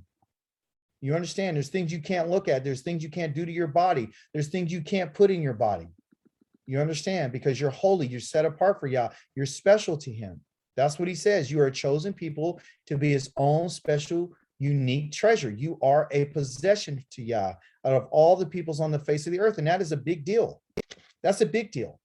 Okay. And so he's not trying to put something on us that is harmful to us as everything is good. And you and I are the ones who have this insight with Yah. We're the ones who is near him. We're the ones that he's showing us how to live. We're the ones he tells us, I don't want you to, deal with birds or predators. I don't want you to be like an eagle. I don't want you to be like a pelican. I don't want you to be like a duck. I don't want you to be like a duck. Why like a duck? Quack, quack, quack, quack. Because number one, because ducks, they not only eat, they eat a lot of unclean things. These animals, these birds, they eat things that are unclean. They're predators. You understand? So go ahead, put your device on mute so we don't get the background. Thank you. So I don't need you to have this mindset of a predator. I don't need you to have the mindset of a pig. A mindset of a pig is a filth that would eat anything. It would eat a dead body. I don't want you to touch anything that's unclean. And we have a problem with that. We want to live the way we want to. I don't want you to eat anything that's unclean. I don't want you to touch something that dies naturally of itself. You give that to the stranger and you can sell it to the foreigner, but you're holy. There's a separation between Yah's people and strangers. There's a separation between Yah and a stranger. There is, because you are a special people. You are holy people. I'm in agreement with you, not to say that they can't join you, but even when they join, they need to understand that Yah's people based on keeping Yah's covenant. But even though if they kept the covenant, they still have to understand that Israel is Yah's chosen people. And they realize that, and they gather themselves and they join themselves to them and say, I'm going to follow your ways. I'm going to follow your God. I'm going to do what your God says. And that's what it is. Every year, they talked about when you're supposed to bring a tenth to Yah. So there's years of tithing. Every year, you're supposed to bring a tithe to Yah, you and your family. And you bring it to Yah, and you got to go to the place, again, the makom, because that's what this is all about. It's about the place where he chooses to have his name. Like I said, not in the Bay Area, not in Sacramento, not in New York, not in Baltimore, where he says, where he puts his name to live. And I know these people out here telling you his name is here. It's not. Okay. You're supposed to bring these things, the grain, the olive oil, and all these things, and the cattle and the sheep. You're supposed to bring those things to Yah, because those are the things that Yah gave to you out of the land that he blessed your ancestors with. Okay. So you and I can't go to Safeway and bring this to him and say this is it. You can't do that. You can't. It's not what he gave you. It's what you bought from your slave wages. You can't do it. You understand? So he's letting us know our situation. Okay. And he tells you if the place is too far, right? Because again, it's about the what? It's about the makom. It's the place where Yahweh chooses to put his name. It's in Yerushalayim. You understand? Yahweh will prosper you. And what? If you do what he says. Okay. Why? You got to convert into money, and you got to go to what? Again, the makom. You got to go to the place where Yahweh chooses. Like Abraham went to the place. He's telling us to go to a place that Yahweh chose, and he chooses for his name. Okay. And he asks us to do these things, and he says, bring these things in front of me. Okay. We talked about intoxicating liquor. Someone asked, is it okay to drink all the time? I said, at special occasions, yes. Is it okay to be a drunkard? No. Okay. So understand that Yah doesn't like drunkards. He doesn't. He actually kills them if they won't do what they're supposed to. Okay. But you're supposed to go to the place in the presence of Yahweh and enjoy yourselves. So this, again, the whole chapter number 14 is dealing with the diet that tells you about what Yah is going to give you. This is the blessing. Everything that Yah has told you to do and to bring to him to the place, right, is about the blessing. It's about the food. It's about the sheep. It's about the cattle. It's about the wine. It's about all the things that he says that you want to eat. You bring it to the place. But Yah is the one who gave the sheep. Yah is the one who gave the cattle, the wine, and other intoxicating liquor. Yah is the one who gives all these things. Yah is the one who gives the kasef, the silver, the money, everything, so you can enjoy yourselves where? In the place. In the place that Yah chose, not where you choose, where he chose. Okay? You and your household and everybody that's part of it. Then he goes on to tell us that, guess what? Don't neglect these people, the Leviim, because they don't have an inheritance with you. They don't have no share like yours. They don't. So after the end of every 3 years, I want you to take a tithe for them, of produce, of everything I gave you out of your land. Because that's the blessing. From the year that you stored in your towns, and then the Leviim, who's my servant, is going to come, and because he has no share inheritance like yours, because that's your share and that's your inheritance, is the land, and it is the food, the fruits and the vegetables that you store up in your towns. That's the blessing. And I want you to take that blessing of yours, and I want you to give it to the foreigner, the orphan, the widow who's living in your towns, so they can come and eat and be satisfied. So the Yahweh will continue and will bless you in everything that your hands produce, because that's the blessing. The blessing is Yah's hand on you and everything that you produce. The blessing is not your job. That's not the blessing. The blessing is you being in your land and your inheritance. So that's what Yah is trying to show us. So, hey, to understand where you are, you're not in your land. So there's no blessing there. It's not. So don't try to make something a blessing when it's not. Call it what it is. Right? Hey, it's not. So, and then he tells us at the end of every 7 years, right? So it's always about time. Every year you bring your tithes to me. Every 3 years you bring your tithes to the Levite. And every 7 years you got to release. It's called a Shemitah. A Shemitah is something where you release your creditor. And if it's a Hebrew brother and sister, you got to release them. Why? Because Yahweh wants us to, because this is what Yah sees as being righteous. Okay. So anybody owe you any money when you're in the land, they don't pay you in 7 years. Don't worry about it. Yah says, let it go. Well, what did they have that they owed you? Well, if your blessing is the land, is the fruit, the vegetables, the cattle, the wine, and all those things, he says, give that stuff to your brother. If your brother has it, he never is able to pay it back, let it go. Let your brother go. Let him go. Because what? You're a slave in Egypt, and I released you. So release your claim that you have on your brother. Okay? Release it. Release it, because that's bondage. And Yah doesn't like us to be oppressive. He hates that. So let him go. He said, in spite of this, there will be no needy one among you. This is a mistranslation. Yah is talking about in spite of this. It's not in spite of. He said, there's always going to be poor people among you in the land. Okay? There's always going to be poor. That's the reason why Yah has the Torah that talks about the poor and the needy. Okay? The poor is with someone with their hand, they have a hand that's open and a hand that's out that needs to be filled. It's a hand that's sticking out that needs to be filled. Okay? It's an empty hand, which causes sorrow. Yah says, if you do anything to them the wrong way and they cry out to me, he says, then, don't harden your heart against them and closing your hand.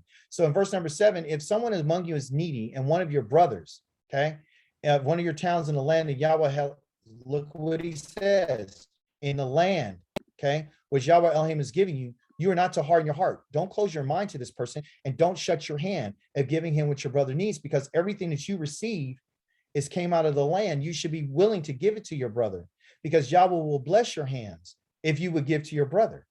If you close your hands, he says you must not. No, you must open your hand, because your brother's hand is open. You don't close your hand to your brother. You give your brother what he needs. You give him enough to meet his needs and enable him to obtain what he wants, because Yah gave it to you. And Yah says, because you've done this, this is the reason why I've given you this land, to bless you, so you can bless other people, so they don't cry out to me. Because if they ever cry out to me and they complain against you, I'm going to kill you. If they ever cry out to me and they say that you did something to them, I'm going to kill you. Okay? That's what I'm going to do. I'm going to. That's my law. I'm going to kill you. All right? Because what I gave you, it was with no consequence, which is I gave it to you because you're a slave, and now you're my servant, and I'm asking you not to be like how you were in Mitzrayim. So don't close your hand to them. Don't you do it. Again, anyone who sacrifices to any other god besides Yahweh alone is to be completely destroyed. I'm going to kill you for that. Number 21, you must neither wrong or oppress the foreigner and living among you and strangers and foreigners in the land of Egypt. Don't mistreat them. Don't do them wrong. 22, you're not to abuse any widow or orphan. If you do abuse them in any way and they cry out to me, I will certainly heed their cry. My anger will burn and I will kill you. I will kill you with the sword. And your own wives will be widows and your own children will be fatherless. You understand? If you loan money to one of my people, I want you to hear why he says, if you loan any money to my people, okay, not your people, my people, who is poor, you're not to deal with him as you would a creditor. You're not to charge him interest. Then he goes on to tell us how you're supposed to deal with him. You're supposed to deal with him or her in a way that's conducive to let you know that those are his people. So you don't treat Yah's people whichever way you feel like treating them. There's a certain manner in how people are supposed to treat Yah's people. No matter how it is, and our brothers and sisters and our people today need to understand this. You can't be talking to Yah's people a certain way. You can't treat his people a certain way. They're his people. He redeemed them, and he's not going to let anybody go that's ever mistreated them. Trust me. He said, I'm going to kill them. That's what it is. I'm going to put it into them and their children. That's what it is. Okay? So he's telling us we need to be careful. Don't treat my people any kind of way. Don't close your hand to my people. Don't shut off your hand from the needy. Don't do it. Don't you do it. Why? Because King David said that he was poor, and he said he was needy. That's what he said. That's what David said. So are you and I poor and needy? Yes, we are. What is Yah trying to tell us today? Rivka, you raise your hand. Go ahead. Yeah, I was thinking that doesn't just mean those who are awake or know that they're Israel, right? That's No. It doesn't Yah matter. people. It doesn't matter, right? No, it doesn't matter. They're his people. And So those who have attached themselves to us. you can't mistreat anybody that attach themselves to Yahweh, because it's not really them Yeah. attaching themselves to us. He says, you took hold of my covenant. It's not Israel. They're not attaching themselves to us. They're attaching themselves to his covenant, to him. And then he says, you guys can't say that you're not my people. This is what he says to the foreign and the stranger. He says, do not say, he commanded them, never tell that you're not my people. Don't you ever say that. Because if you attach yourself to my covenant and you do what I said, you have become my people now. You have taken hold of my covenant, not take a hold of Israel, take a hold of my covenant. A lot of people say take a hold of Israel. No, take hold of Yah. And when you take hold of Yah, then Yah will include you among Israel. Because you're a stranger. He says, hey, you come in, I'll bring you in if you love me. If you do what I tell you, not what Israel says, you do what I say as a result of what Israel's supposed to be doing. Here it is. A prayer of David. Okay, so this is my prayer, David. Listen, Yahweh, and answer me from what? I'm poor and needy. How is David poor and needy? Because he understood it. You and I are poor and needy. So if you and I are poor and needy, like King David was, we need our life to be preserved. We need to put our trust in Yahweh. We need him to take pity on us. So if you and I are poor and needy, and we need for us to put our trust in him, and we need him to take pity on us, when someone who's poor and needy comes to us, you and I are supposed to be like Yah. Yahweh, answer me from poor and needy, preserve my life. When you and I help the poor and the needy, Yah says that you're what? You're preserving their life, because it's their life that you're after. I'm faithful. I'm faithful. Save your servant who puts his trust in you, because you are my Elohim. Take pity on me. That's what a poor person's asking. Master, I cry to you all day, like a poor person would cry to Yah. That's why David is mentioning this. He says, fill your servant's heart with joy. The hand that he talking about how poor he is, he said, I understood something. Deep inside of my mind, I lack what I need. That's why I always ask Yah to teach me. For to you, Yahweh, I lift my heart. I lift my mind. That's where the poorness and the neediness is really where we are. Some of us, we can have our food, our clothing, our shelter, but really where our poverty is in our minds. But Yah is kind and he's forgiving. He's full of grace and all who call on you. So when we listen and we do that and we understand that and we take upon that mindset like our creator, then you and I will be willing to help the poor. We'd be willing to help the needy. You understand? So King David says that he's poor and he says that he's needy. And if he said it, then you and I should know for a fact that you and I share within that same sentiment. Okay. 15 again is, and I'll button up 15 and I'll close out 16. So 15 is just talking about how we treat our brother and how we treat those around us, right? And how you're supposed to release them. Okay. One other point I want to bring out here is that you have to release them, but if they want to stay, they say, I don't want to leave you, whether it's male or female, Yah is trying to tell us something. He says, remember that you were a slave in the land of Egypt. That's why Yah is giving these orders today. All of Yah's orders have to do with us remembering that we were a slave. That's why he gave us this order today, is for us to remember this. So if you remember you were a slave, you won't be so hard on the poor and the needy. If you remember you're a slave, you remember that, hey, I used to eat what I wanted to, but now I can't. I'm set apart for Yah. So you got to reflect upon your slavery so you can know that you're set apart. It should be a joy for you to know, well, I used to be this way, but now I'm no longer this way. Yah has chosen me out of all the peoples on the face of the earth. He's come to me and given me instructions that I need to follow. Yes, Rivka. Yes, that's what I think. Right, we need to. The emphasis is that here in America, that when we remember that we were slaves, then things start falling into place, because that's when that's when it came to me is when I realized that, okay, that, this whole history is a reality, because if it wasn't a reality, I wouldn't be here in this land. It's just amazing when we reflect on our own slavery, we can Yes. see this is.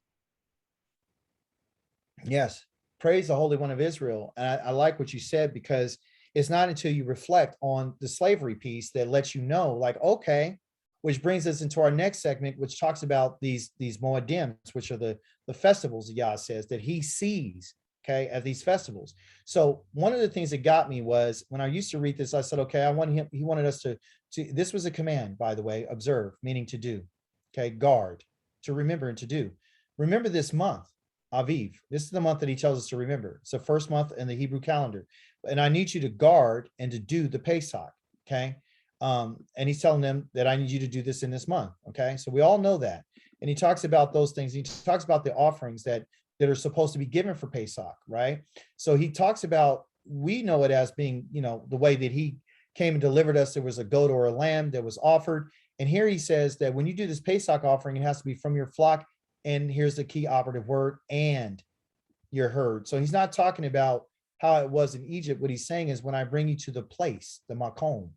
So you can see all the way from chapter number 12, all the way until 16, he's always talking about this place where Yahweh will choose to have his name live. Okay. So he's letting us know that this goes, if he's talking about the place, then he tells us to destroy all the places where these people worship their gods. So for us, he's saying, if you want to venerate me and acknowledge me, the only way that you can truly do that is in the place that I told you. Because I don't want you, because this has to do with other gods. So when we talk about the offerings and we talk about Pesach, that's how you can identify who your God is. Because the God that we serve, the Elohim that we serve, says that you do Pesach, because he's the one who delivered us from the land of Mitzrayim. So as Rivka said, if you remember you were a slave, you'll remember Mitzrayim. If you remember Mitzrayim, you'll remember Yahweh, because he's the one who brought you out. If you remember Pesach, you remember the God who brought you out. Okay. Where he would choose to have his name live. Okay. So they say, well, I heard a lot of teachers say, oh, you can't keep Pesach because you're not in the land. The answer to that is Yah tells us to remember the Pesach. Okay. Yah knows that you and I don't have any offerings. He says in Zephaniah 3:19 that I know you don't have any offerings, and I know that you're grieving because you can't keep the festivals. But he didn't say that you just can't keep them. He says, I know you grieve because you can't keep them. Okay. But you and I can remember. You and I can remember. You can remember the month of Aviv. You can remember the day that he brought our ancestors out of Mitzrayim. You can remember that. You can actually memorialize that. You can remember that because he wants you to remember that he's the one who brought us out. Because he said it's going to come to your attention in the place where you've been scattered, that you will remember and you will try to do all the words that I'm saying. So Yah knows where we are. He understands where we are. And the question is can you do matzah? Can you take the matzah out of your house? Yes. Can you eat matzah? Can you eat unleavened bread for 7 days? Yes, you can. Can you remember that you're brought out of the land of Egypt in haste? Yes, you can. Can you remember? That's what it is. Can you remember the day that you left Mitzrayim as long as you live? That's how long I want you to remember it. So it doesn't stop remembering. Use your brain, use your eyes, and look to that month and say, oh, this is the month of Aviv. Hey, I need to look at that. Because that month deals with the Elohim that chose you out of all the peoples on the face of the earth. So you can remember him that way. You can remember him by not look. Hey, there was no leaven that was seen with your eyes. So go in your house and you get rid of the leaven in your house for 7 days. You understand? None of the meat from your sacrifices leave to the remaining of the morning. You can see that. You may not sacrifice to Pesach just in any of your towns. We're not making offerings. We're not sacrificing anything. No one's making a sacrifice. We know that. You're not sacrificing any animals. You don't have it. Okay. So get that off your table. You're not being religious. Okay. So what I mean by that is the people say you can't keep the Pesach because you can't make an offering. You can't make a sacrifice, so Pesach no longer exists. That's not true. You can remember Pesach just like you remember the Sabbath. On the Sabbath day, there's offerings that's supposed to be made on the Sabbath day. There's offerings that's supposed to be made on Rosh Chodesh. Are those offerings being made now? No. So can you remember it? I can't keep it. No. Yes, you can. You can memorialize it. You can remember Yahweh on those days. Okay.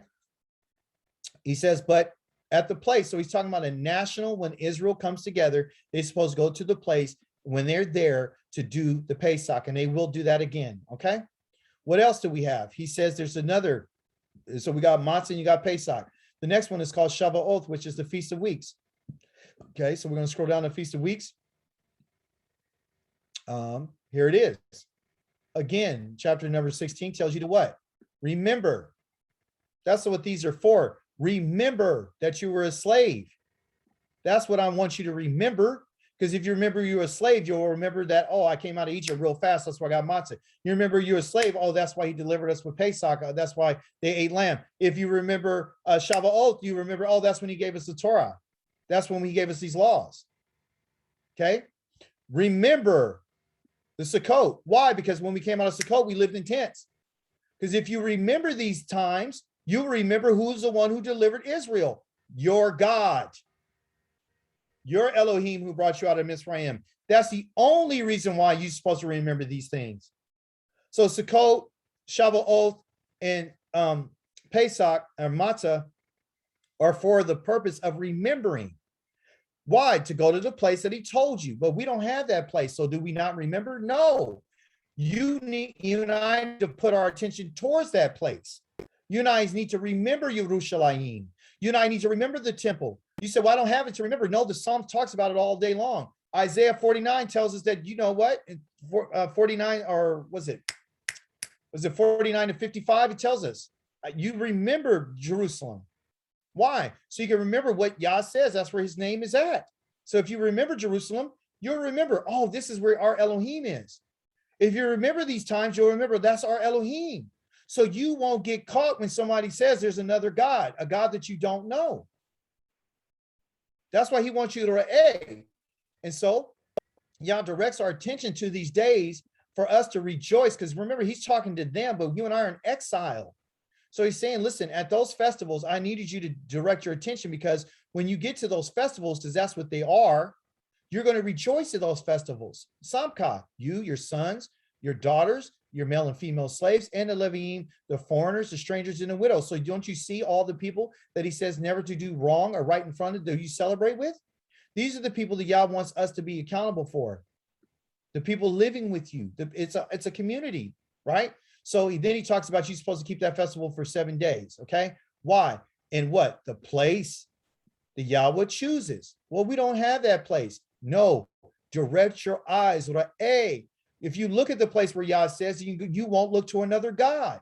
That's the whole purpose of the teaching of Ra'eh, to open your eyes to see that there is no other Elohim, to see that there's no other Elohim. And you know this Elohim by these instructions. You'll know this Elohim by the commandments. You know this Elohim by the kukim, which are these statutes here, these days that you're supposed to remember. That's what he's trying to get us to remember. Remember, Israel, remember. So that's why we remember that month, and that's why we do these things. And the things that you also need to remember is that if you notice that Yah uses the word bless you in all your crops, it's your food that Yah says that's what you're taking joy in. So right now, you and I don't have any food. We don't have any land. We don't have any vineyards. We don't have none of these things. So you and I can't come collectively as a body, as a nation of people, to come before our Elohim. So what is he telling us? He's saying you don't have these things, and that's why you're grieving. You're grieving because you don't have these things. You're grieving so hard. You should be grieving that you can't keep these things. You can remember them, but you're supposed to be grieving. You're not supposed to be satisfied with just barbecuing some lamb and eating some matzah. You don't supposed to be satisfied by drinking the wine that you bought from Trader Joe's. You're not supposed to be satisfied in living in your house and just going from Sukkot and going out to the tent like that with just you and a few people. I need you to remember in the significance of where your eyes need to be. They need to be on the place where I chose to put my name. Remember Jerusalem, because that's the city of our great Elohim that I chose. The whole world will know that I'm your Elohim once I have my sanctuary among you. Yes, Pinkas. You know, that's actually pretty powerful that you brought that to attention, because that's the main reason why Yah got these heathens teaching us, our people, that, even as a child, the first thing that we were taught that we were slaves. Yes. Why?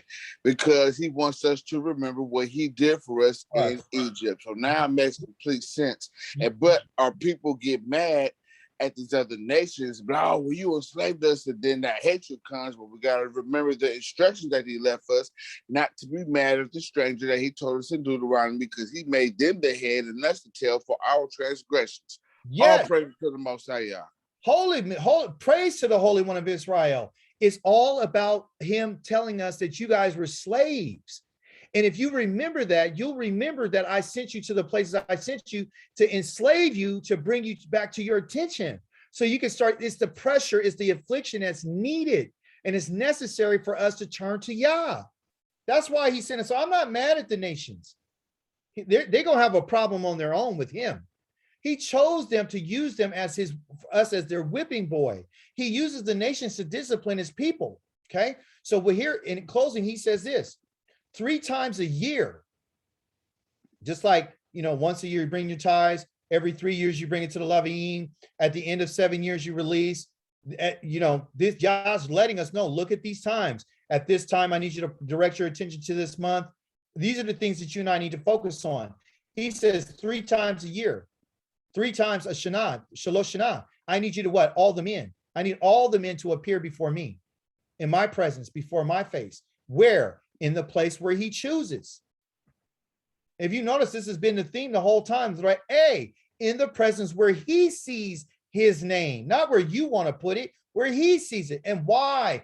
Why are we trying to guard this? Because if you can guard the place where his name is at, then you can guard the sanctity of his name. Oh, you better hear me. Oh, praises. If we start putting him all over the place, then you don't know what God he is.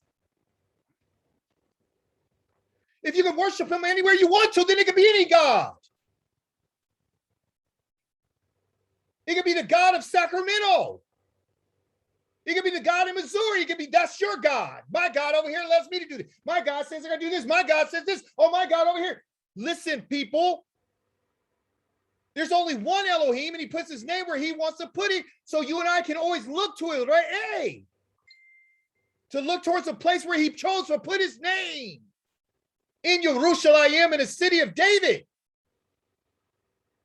That's where I want you to go. That's where I want your offerings. That's where I want you to look towards. That's where I want your eyes to go back to. He says when you're in a place, oh my goodness. Oh my goodness. I'm about to lose my mind. My eyeballs are about to pop out of my head. Look at what he says. Listen. Remember the days of old, to go back and remember what our forefathers did was wrong, and not to follow the same footsteps. Look what he says, Pickus. Look at what he says. Look at what he says. That's why we're to remember the Shema. Yes. Because he can only be in one place. Because he's a God. Yes, so there's this oneness about him. He says, remember, the thing was, get rid of all of those gods and destroy their places. Get rid of their gods. Because if you could go do what you want to do, where he says, you guys are doing everything you want to do in your own eyes and what seems right to you.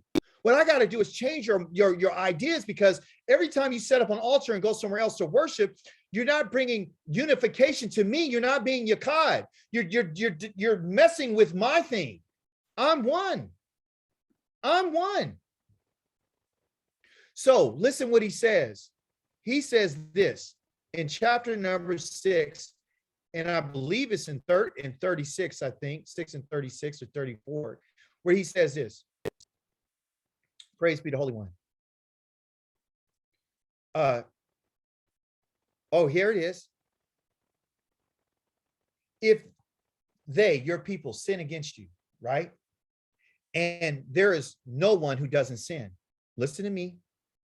There's no one. There is no one who doesn't sin. And you're angry with them and you hand them over to the enemy. So they carry them off captive to a land far away or nearby. Then, if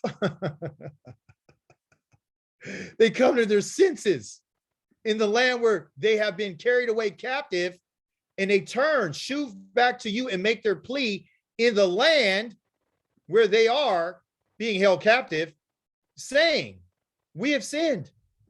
We've acted wrongly. We've behaved wickedly. Listen to this. If, okay, because there's always someone that's always sinning, right? If the land where they have been brought, okay, listen, if in the land where they were brought and being held captive, return what? Return to you with what?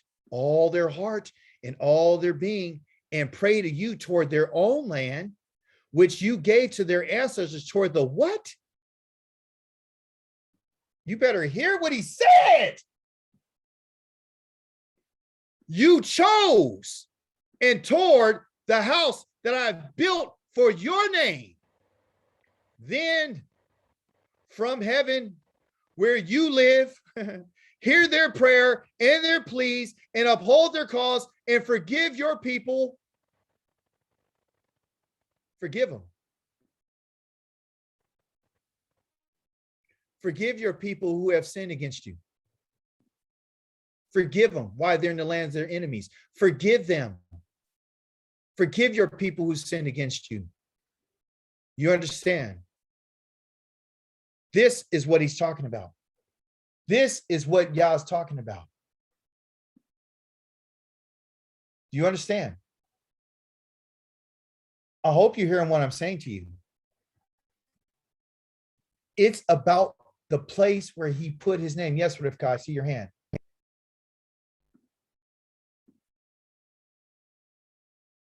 This is about the place he chose. If you and I direct our attention towards that place, then Yahweh will remember us because we're remembering him. You can't remember another God by having somebody else teach you a different way.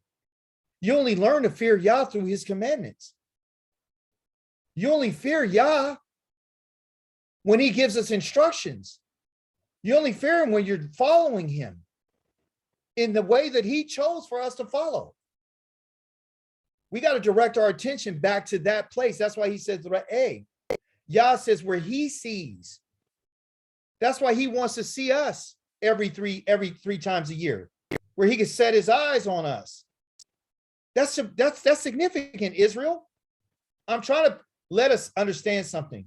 The A is all about what Yah sees as right and just, and what Yah sees as perfect, which we saw a lot of things that you and I would be like, no, I can't. Woo, killing your family members and blurring up a whole town and stuff. I don't know about that. I don't see anything wrong with eating a rabbit or a duck.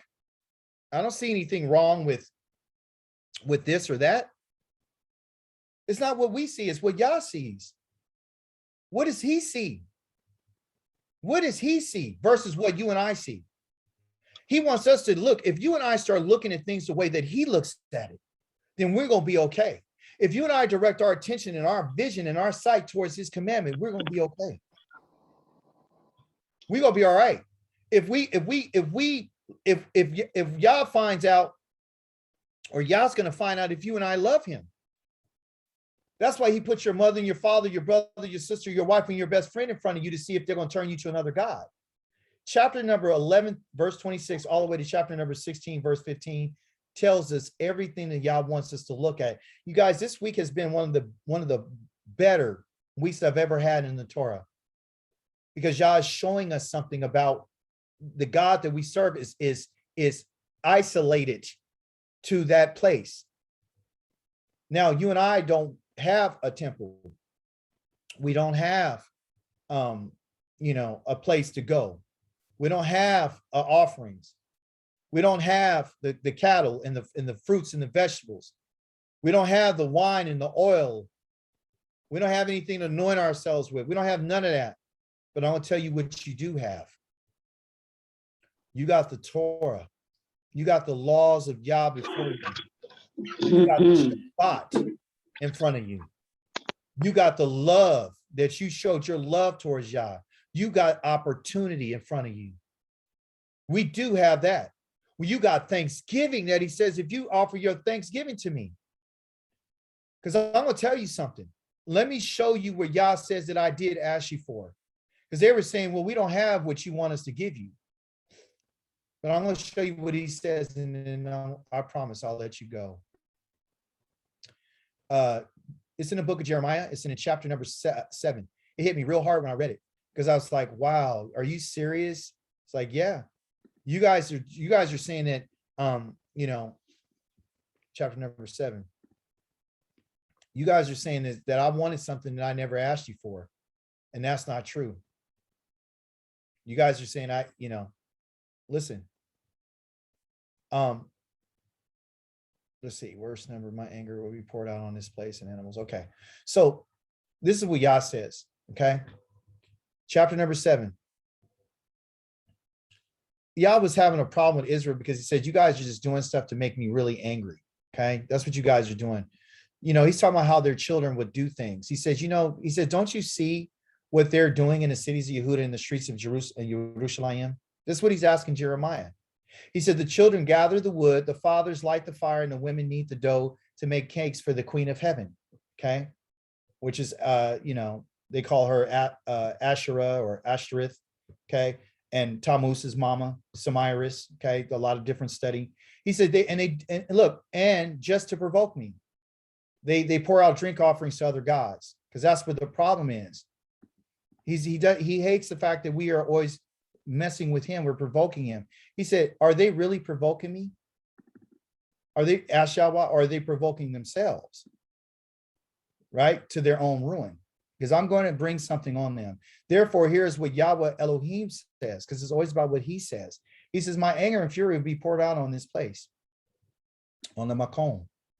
It's going to be poured out on the men, the animals. The men include the children and the women, not just men, everybody. Okay, Adam.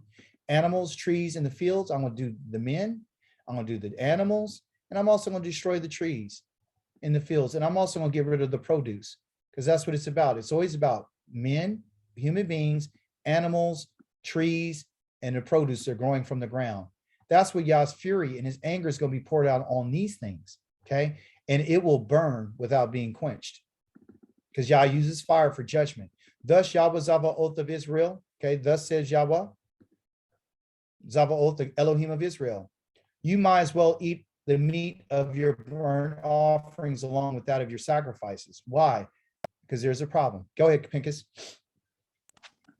And we can see that right now in our days. Think about the fires that started all over in Brazil 2 years ago when Corona first hit. The fire that all the fire that he started using, the heathens doing all throughout the coast of California. Right now, all overseas, Greece. what is it? Greece is on fire right now. Greece is on fire. They're jumping in the ocean. Greece is on fire. They're jumping in the ocean. And that ain't the first time, okay? The Dixie fire out here, the third worst in California history, burned a whole complete town down. The town is completely destroyed. The fires in Africa, Yeah, so does he destroy the land? Yes. Does he destroy the trees? Yes. Does he destroy the produce? Yes. Does he destroy the men and the women? Yes. Does he destroy the animals? Yes. That's what he's doing. And he says, look at what he says. He says, I didn't speak to your ancestors. Okay. I didn't speak to your ancestors or give them orders. That means commandments concerning burnt offerings or sacrifices when I brought them out of the land of Egypt. Somebody says, are you kidding me? I thought in the book of Leviticus, he gave us offerings. You need to read carefully what he said. He says, I didn't speak to your ancestors or give them orders and commandments concerning burnt offerings or sacrifices when I brought them out of the land of Egypt. Rather, he's going to tell you what he did do.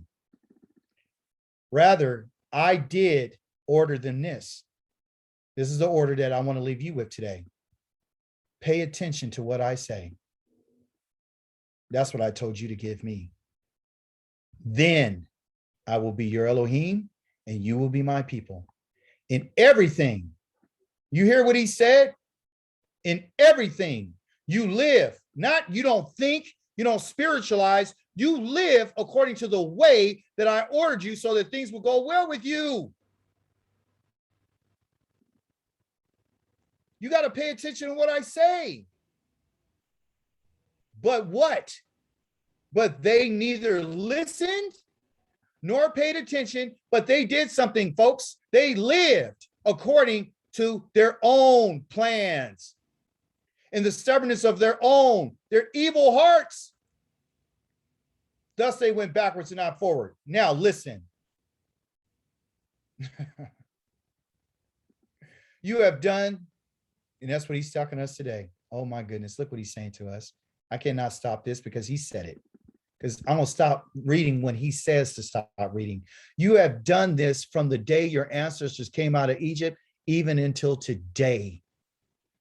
Even though I sent all my servants, the prophets, sending them time after time, they would not listen nor pay attention to me, but they stiffened their necks. They did worse than their ancestors. Yes, Pincus.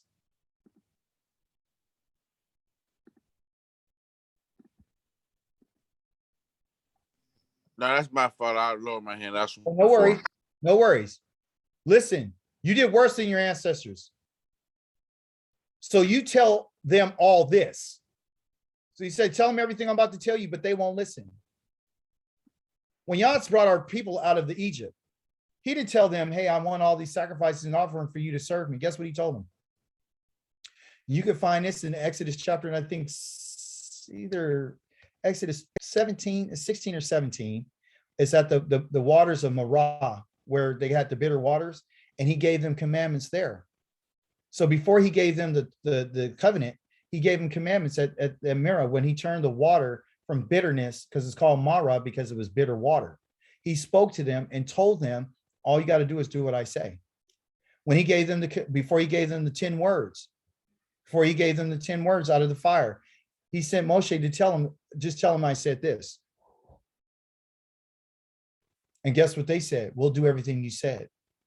There was no mention about any burnt offerings or nothing.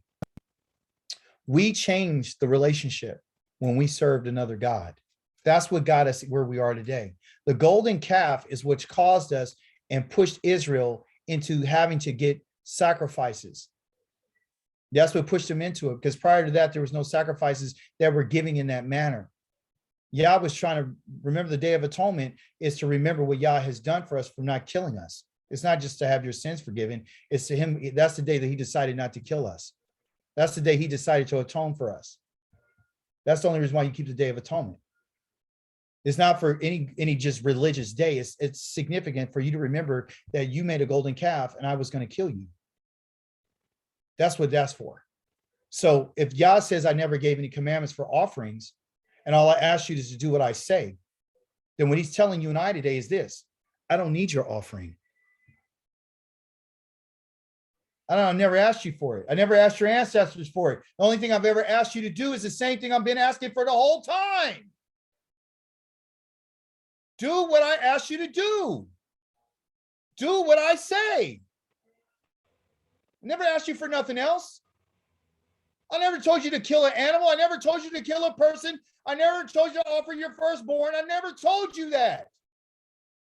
So how are you going to use what I use to give you the story about how I came in that relationship? The reason why I asked your father for his son was simply to test him to see if he was willing to give me what he loved the most, if he would do what I said. And that's what I'm asking you today. Do you love anyone or anything more than me? That's why I put you in exile, to serve gods of wood and stone, to find out if you're going to give your whole heart to me. Or are you going to be in love with the Easter Bunny? Are you going to be with Santa Claus? You're going to hang out with Big Mom and Auntie such and such because you're afraid. Well, be afraid, because the day comes, everybody that serves those gods, I'm going to destroy with fire, like I told you. Listen, we serve a living Elohim. We don't serve a dead Elohim. We don't serve nobody who died and raised for 3 days later. We're the one who says, you better do what I say. And that's why it's laid out for us. And that's what Ra'eh is all about. I'm open to any more questions, contributions, statements, because this is a beautiful Shabbat. It is a beautiful teaching. Praise be to the Holy One of Israel. Let me see. I got something here that said, what chapter was that about, just doing what Yahweh says? That it go, well, that's chapter number 7 in Jeremiah. Yeah, it's chapter number 7 in Jeremiah. It's a great chapter. You know, the first half of it, he tells us everything he's going to have to do to, you know, to get, you know, to rid of these people because they just won't do what he says. And that's been the problem. Israel just doesn't want to do what Yah says.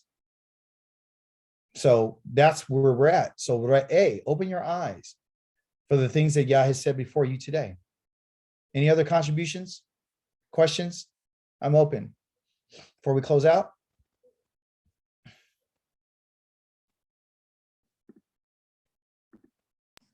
All right. Nah, great class. Great class. Oh, thank you so much, man. And I want to let everybody know this is my Aki from Kansas City. Pincus, he's coming to join our class today. And so it's an honor to have you and whoever else is on here. We had Sister Princess Amuna on here. I see we got a couple other people on here I've never seen before. I want to thank you guys for coming and sharing your time today in the Torah. It's a great opportunity for us to learn about what our Creator wants us to do. So thank you so much for coming. And you're more than welcome to come to these opportunities, these learning opportunities.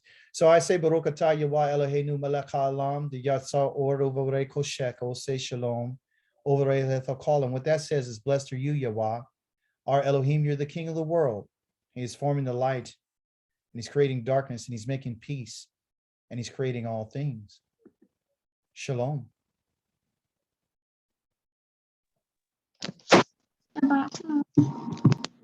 Shabbat shalom, everyone. Shabbat shalom.